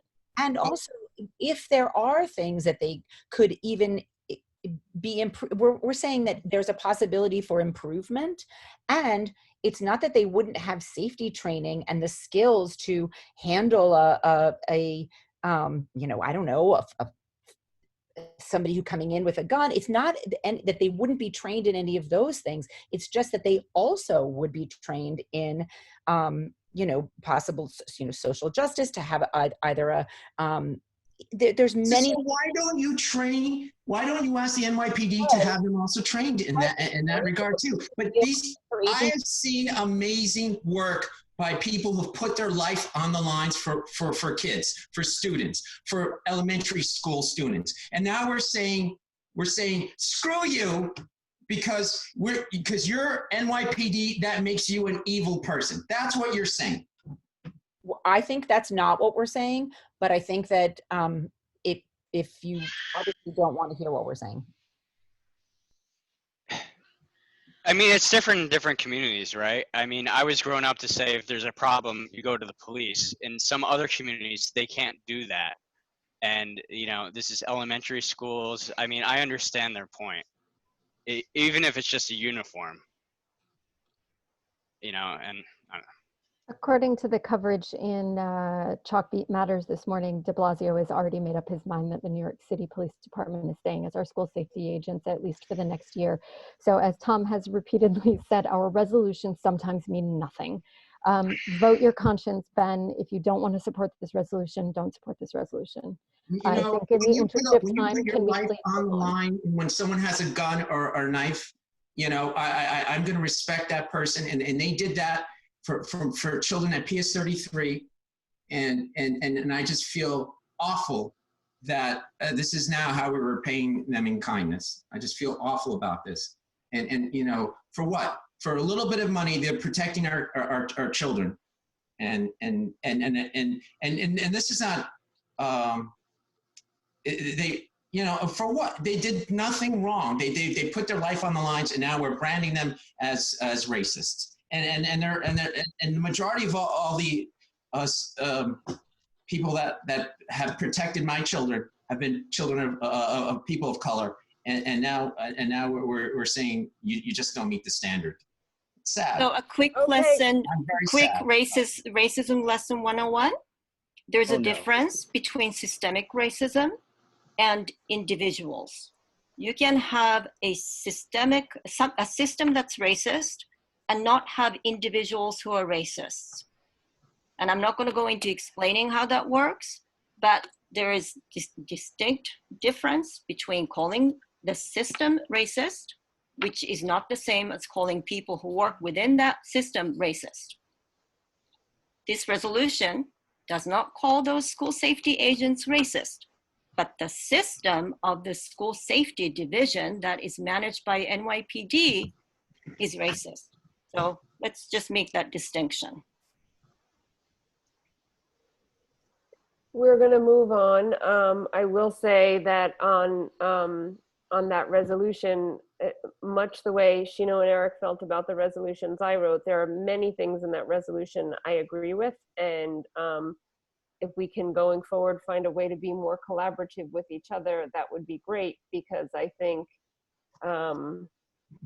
you know, I see some really brutal anti-police things in the chat right now, which I think is unfortunate, because I know we have parents on this call right now who are public school parents and members of the police department. So, you know, I think it's really not thoughtful, guys. And I won't make any announcement now, but I think there is going to be, yes, ACAB is hate speech. So I will say that I think the folks, Stephanie, whoever you are, we're gonna not have the chat going forward because of the behavior like this. That will be my own personal opinion. And I suspect there will be more than enough council members who share that opinion with me. So to Eric and Shino, let's collaborate better, because you say there are points that I made that you could agree with had I made them better or differently. There are things in this resolution. I have worked for many years in the criminal justice system, and I have strong opinions about the way what we can and should expect from our police officers, and what's the difference between really good and high quality police work and what is unacceptable, and what, you know, things that I have seen in the criminal justice system for years that are wrong. So had we been able to collaborate with each other coming into this night, I think we could have found a lot more points of agreement, and that we should as council members set that standard for ourselves. So let's move on now to the final resolution of the evening. Who is going to present draft 147 to end screening? Eric, were you going to go ahead? You can go first, Emily, if you're ready. That's fine. Okay. I, you know, thought a lot about what I wanted to say, and I actually wrote a letter to the admissions committee at the DOE, and I feel like I'm just going to read the statement that I wrote to them because I feel like it really sums up what I want to say. I'm a white mother of 3 white children, a former PTA president and an SLT member in my second term here at the CEC, and I chair the Students with Disabilities Committee. And I'm writing today to add my voice to the many in our district and beyond who are calling for you to do away with the painful screens that further segregation of children in our New York City schools. There are too many reasons to list here, so instead I will share a personal story. My son started his 6th grade at the Clinton School this year, and in October we were walking home from one of his interscholastic soccer games. We were chatting about the game and the other team and how disappointing it is to lose, and out of the blue he turned to me and said, "Mom, there are no Black people in my school. Why?" And I just stopped on the street and went silent for a while. I really did not know what to say. Why aren't there any Black people in his school? It was such a simple question. How is it possible that I, a public school girl almost all my life, who believed so deeply in what that word public means, who went to an intentionally integrated public school in New Jersey and knows how positively that shaped my life, how is it possible that I did not know how to answer my white son, who has been given everything that we were able to in terms of education, is also given privileges that come with his skin, that come from our society and institutions, privileges that we don't control. He knows that his school is hard to get into. He knows that he had to get good grades and ace the state tests, have no absences and latenesses. Does he somehow think that Black and brown people cannot do this too? Does he believe that they just don't work hard or not smart enough? I do not want to have him to ask this question anymore. Even more urgently, I do not want him to take away the silent, racist message that, in spite of my eventual explanation, will be the one that truly sinks in. Change means allowing our public schools to be open to all. Action means ending the screens that limit a child's potential and send the message that you're not good enough. Ending segregation means ending the ability for schools to pick a few at the expense of the rest. Today, we can begin to make change. Today, we can begin to take action. Today, we can begin to end segregation. I use the word begin because this is only the start. Ending screens is the easy part. I believe that the reasons that many parents are so fearful of this change is because of the hard work that must follow. We must address the racist policy that restricts this city to 34 children in a classroom when affluent neighborhoods in the suburbs have 21. We must jettison the failed teaching methods of whole language and balanced literacy that are not based on the science of reading and writing and continue to leave at minimum 60% of students behind. We must deeply invest in training teachers how to teach reading and writing using explicit, systematic, multi-sensory instruction. We must continue the work of culturally relevant pedagogy. We must fight for scarce dollars and ensure that they go equitably into the classrooms using methods that work.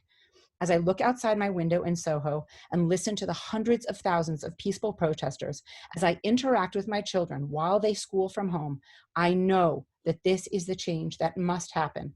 This is where we must start. I look forward to working with you on the next steps. Can I jump in?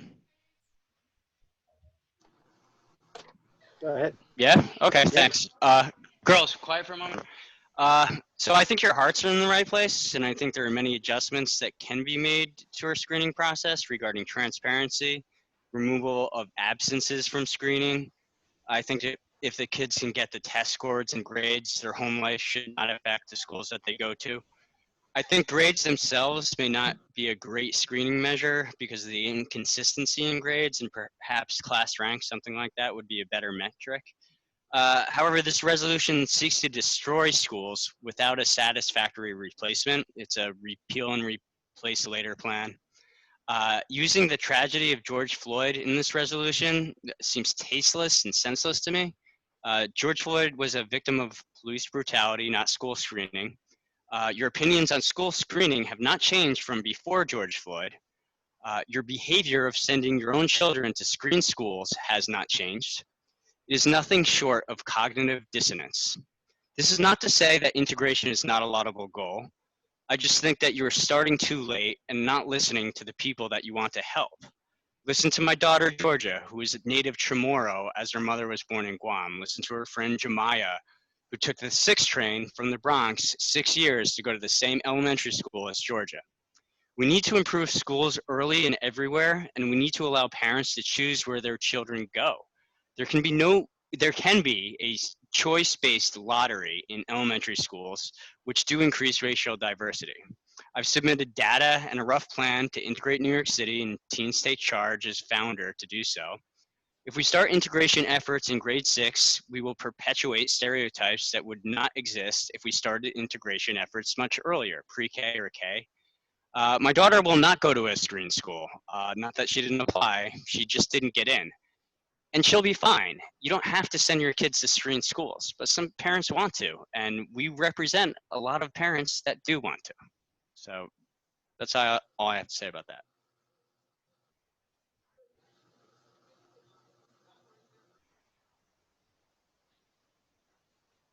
I'll go. I'm so loath to engage on this issue of where I send my children to school because I think it's a bad faith attack.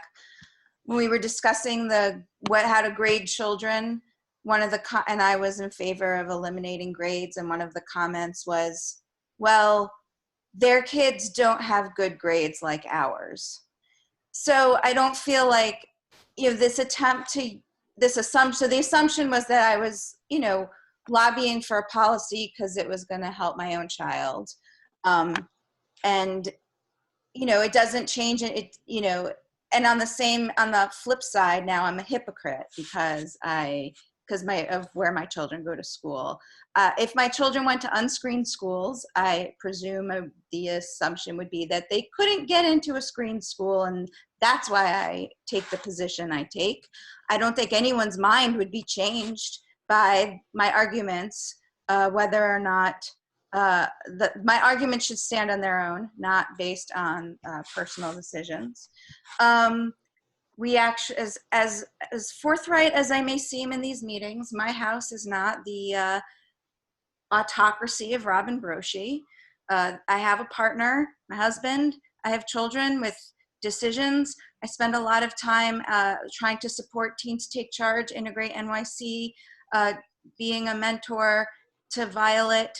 And I think it's important that children have agency. They don't get to make the final decision, but they get input into decisions that are made. It would be hypocritical of me not to let my children have that same contribution in our family decisions.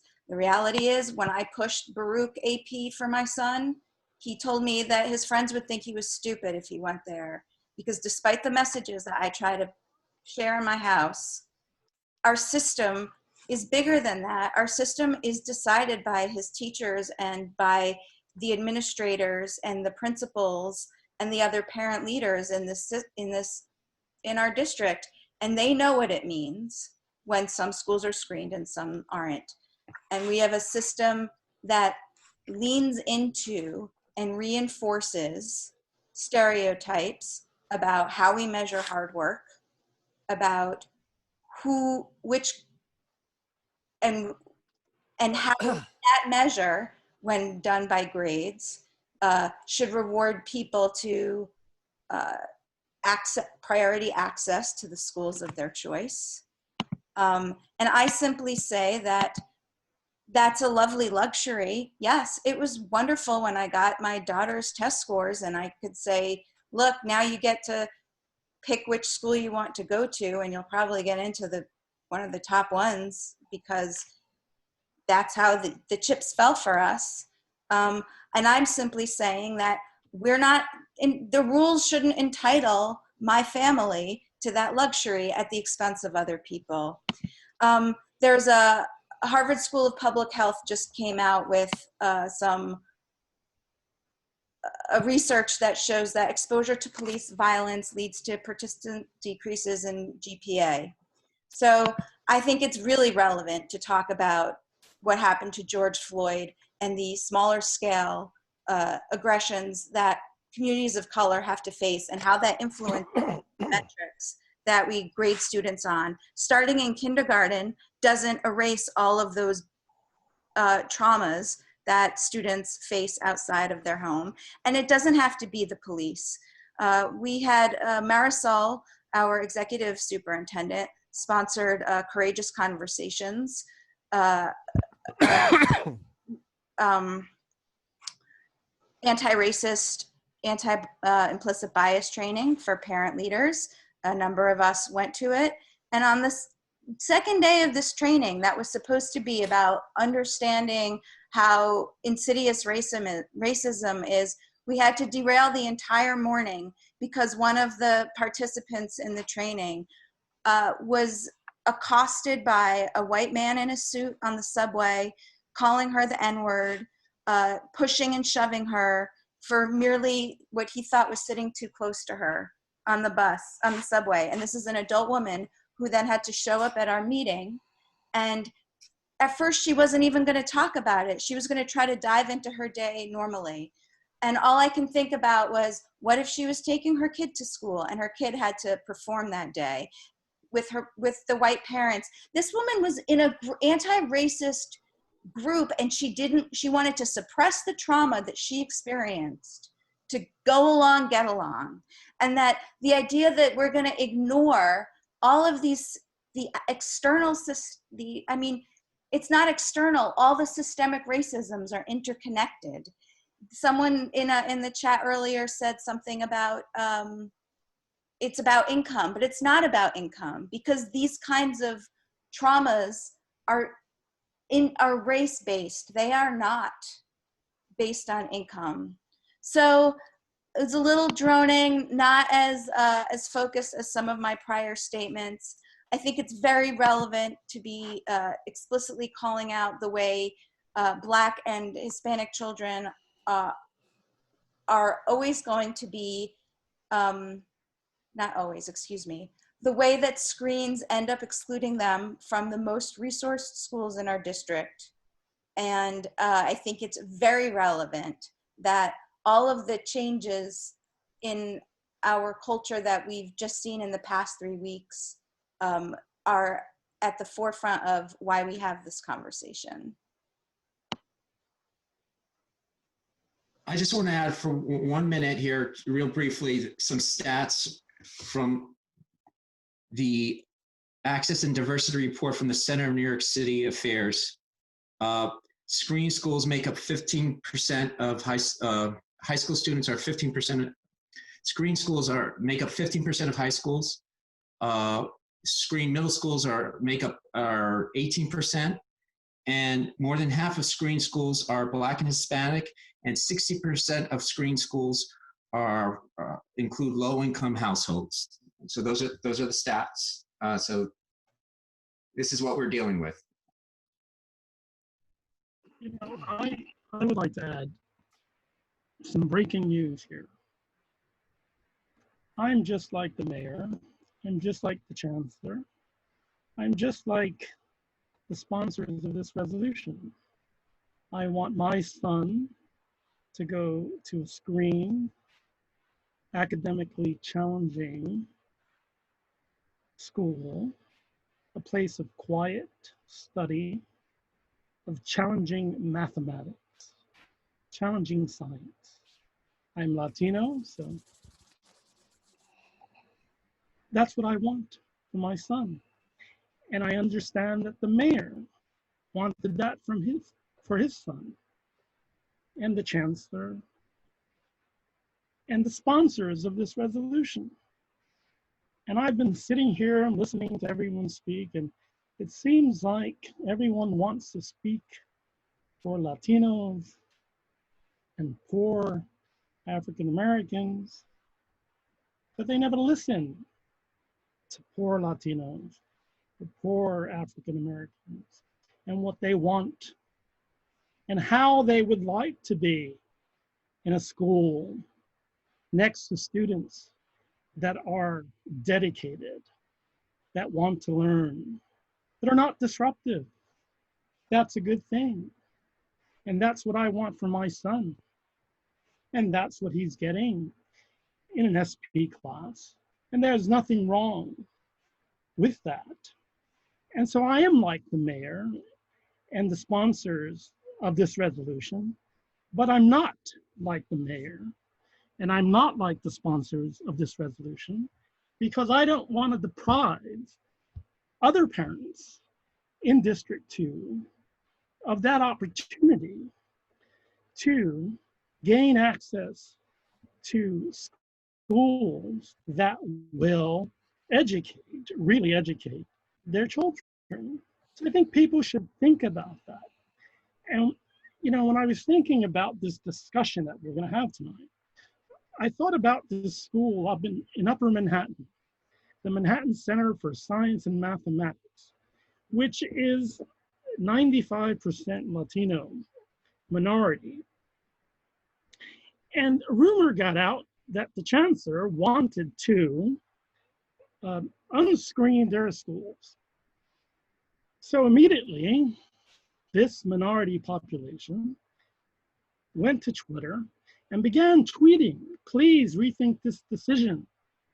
How dare you work behind our schools' back to take away our screening? Every student worked hard to get into this school. We don't deserve to be punished.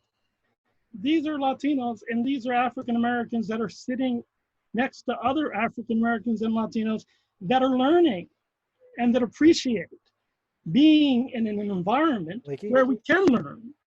Oh, sorry. And so that school, okay, and the students there, they wanted to keep their screens in Upper Manhattan. And so, because I see a certain incoherence in the arguments and the positions that these advocates are taking concerning the eliminating of screens and with the actions that they take with respect to their own children, I urge my fellow council members to vote no on this resolution. We can amend these screens. We can increase the population of students that are Latino and African American that want to achieve academically. We can do that without simply eliminating these screen schools in D2 that parents want an opportunity for their children to attend. Thank you very much. Thank you, Ed. If we have no further comments. I'd like to add a comment as well. Go for it. All right, you're excited to hear from me, I could tell.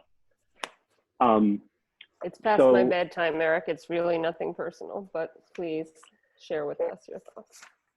Thank you. So we've spoken about screening in our schools for several years now.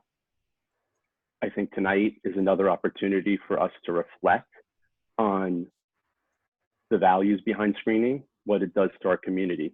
We started this night by hearing from students, from parents, from educators in this district who have told us again that they want to eliminate screening.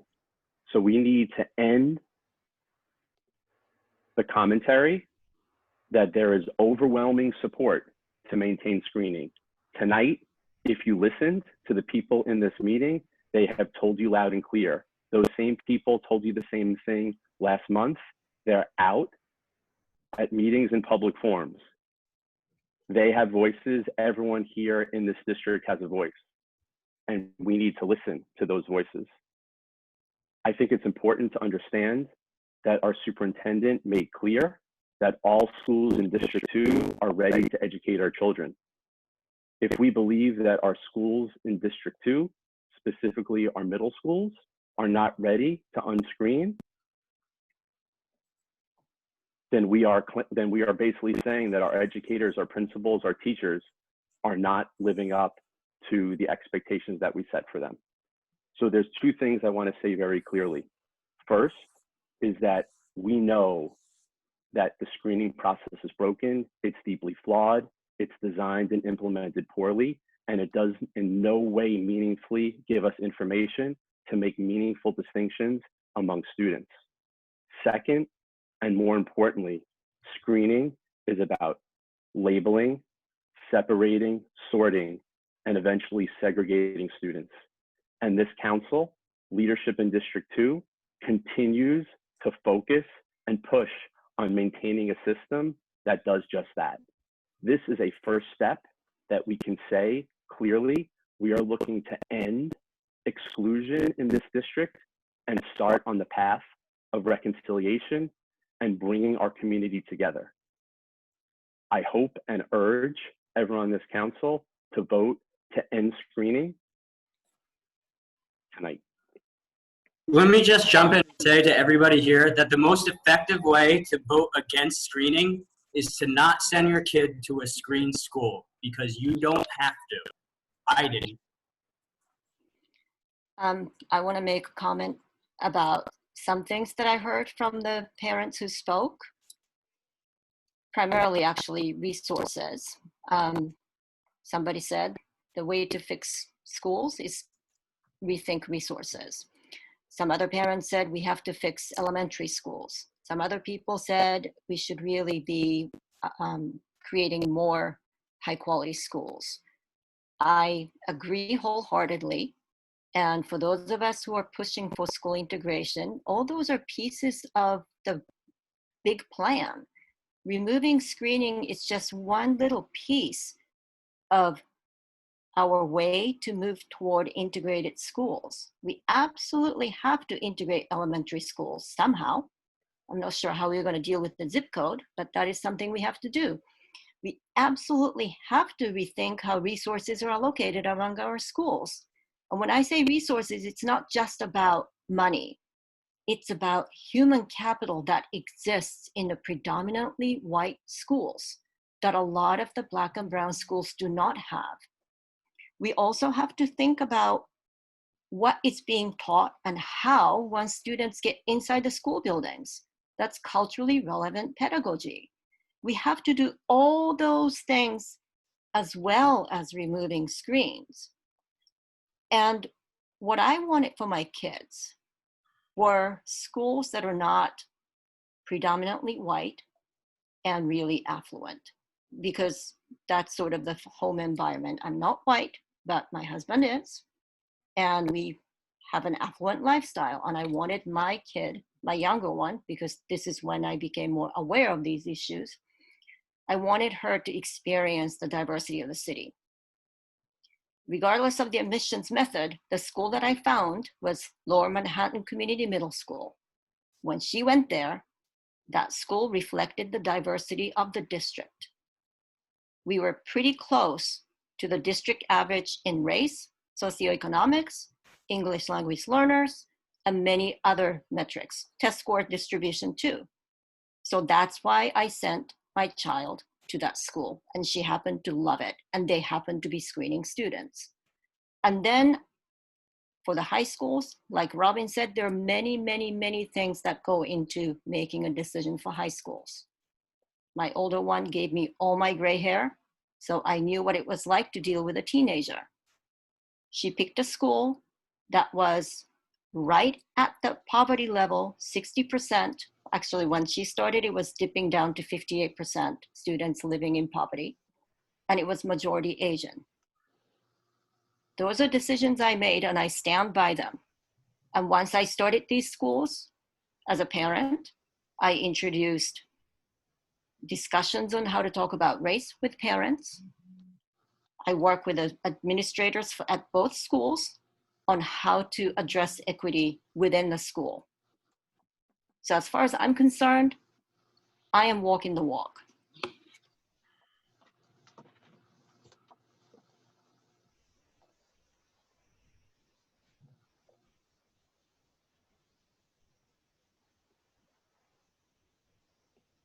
Okay. Do we have other comments from? Can I move for a vote on the resolutions, please?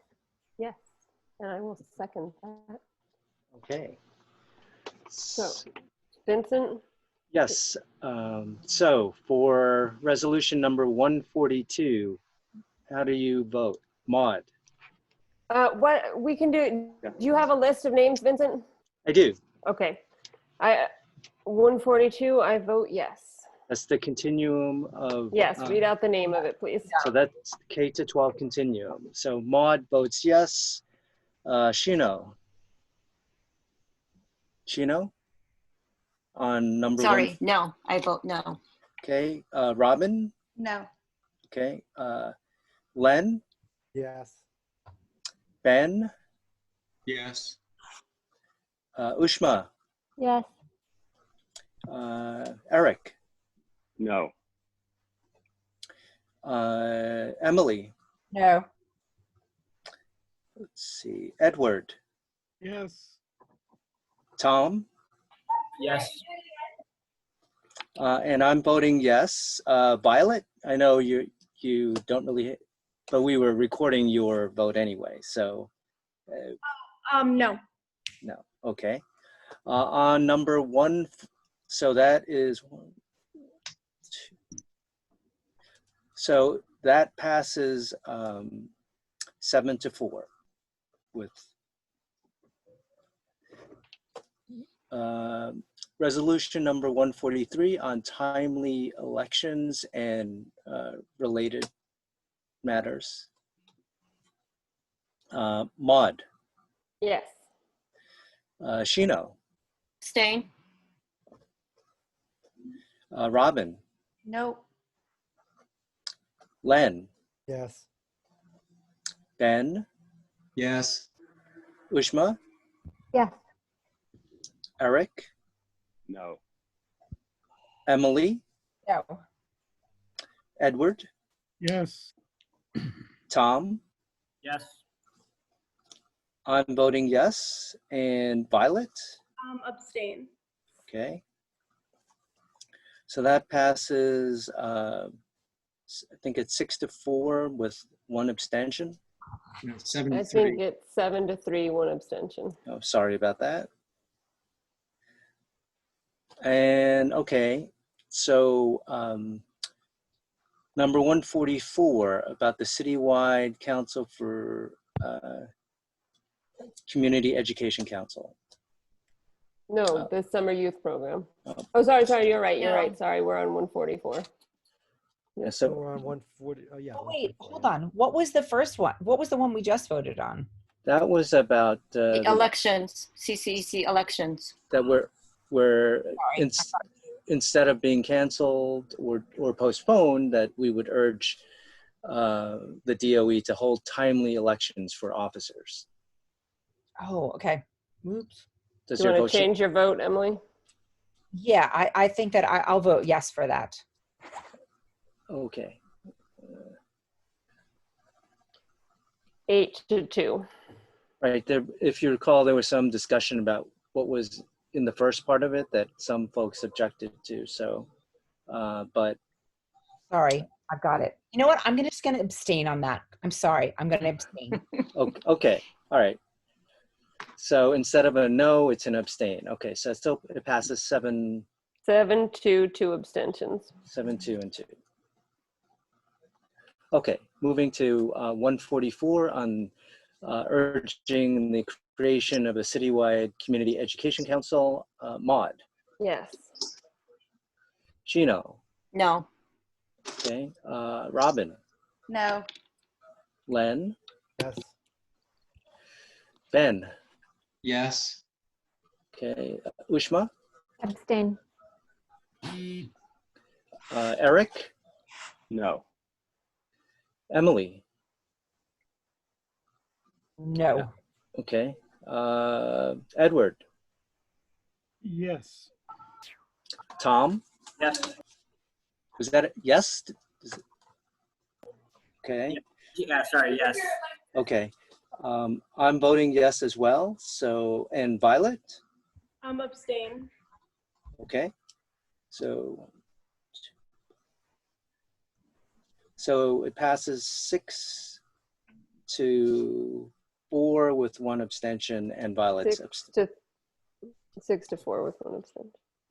Yeah, I think that's right. Yes. Okay. So restoring student youth employment program, number 145. Maud? Yes. Shino, Yes. Robin, Yes. Len, Yes. Ben, Yes. okay, Wishma, Yes. Eric, Yes. Emily, Yes. Edward, Summer youth, yes. Tom, No. okay. I'm voting yes, so it passes 10-1. Violet, did you? Yes, okay. Okay, so it passes 10-1 with Violet saying yes. Resolution number 146 on reforming school safety. Maud, Abstain. Shino, Yes. Robin, Yes. Len, No. Ben, No. Wishma, Yes. Eric, Yes. Emily, Yes. Edward, No. Tom, Abstain. and I'm voting no. So let's see, what's that coming to? So that does not pass, 5-4 with one abstention, 2 abstentions, I think, right? Yes, 2 abstentions, 5-4-2. 542. Okay, and the last resolution, eliminating screens. Maud, No. Shino, Yes. Robin, Yes. Len, No. Ben, No. Ushma, Yes. Eric, Yes. Emily, Yes. Edward, No. Tom, No. and I'm voting no. So that does, Violet, did you have? Oh, yes. Yes, okay. And so that does not pass. That's What was the tally? let's see, it's 1, 2, 3. That's Five no, 6 yes. 5 yes, right. 6 no. yeah, that's correct. So it does not pass 5-6 plus Violet. Maud, just a point, I think, were we supposed to do a motion for these, a motion, not necessarily a vote, motion to approve the resolution? Oh, right. We Oh, didn't do that. Yeah, we yeah, did just to not- keep it, yeah, just to keep it, because Yeah. I just want to thank Jennifer, our resident expert on that, Sorry, for that's keeping my us fault. honest again. I'm sure When all I'm- 114 people logged in right now clearly remember us all taking a motion for each resolution. Ushma's motion to move us to a vote will convert to, I move to convert that motion to be a motion to approve the resolutions. Can we just edit the video? What exactly do I need to say? I move to approve to vote on the resolutions and approve. To approve the resolutions. I move to approve the resolutions. And I second that. Okay, so And the previous tallied votes shall now count. Do we have to move to approve the move the approval? Is Jennifer Alright. gone? As long as Motion she tells, to as long as she adjourn. gives us a thumbs up, I'm good with it. Oh, We have Jennifer's now- still here. Jennifer, I'm going to unmute you. I think. Where's Jennifer? I just unmuted her. No, she's still muted. All right, guys. I Jennifer, think if we need to revote at we our don't- next Jennifer. meeting, we certainly can. I've just asked you to unmute. Wait, Jennifer, you have to unmute yourself. There you go. Technically, the right thing to do is that you need a motion for each resolution. I Up to know. you to make the decision. You want it to be right or not.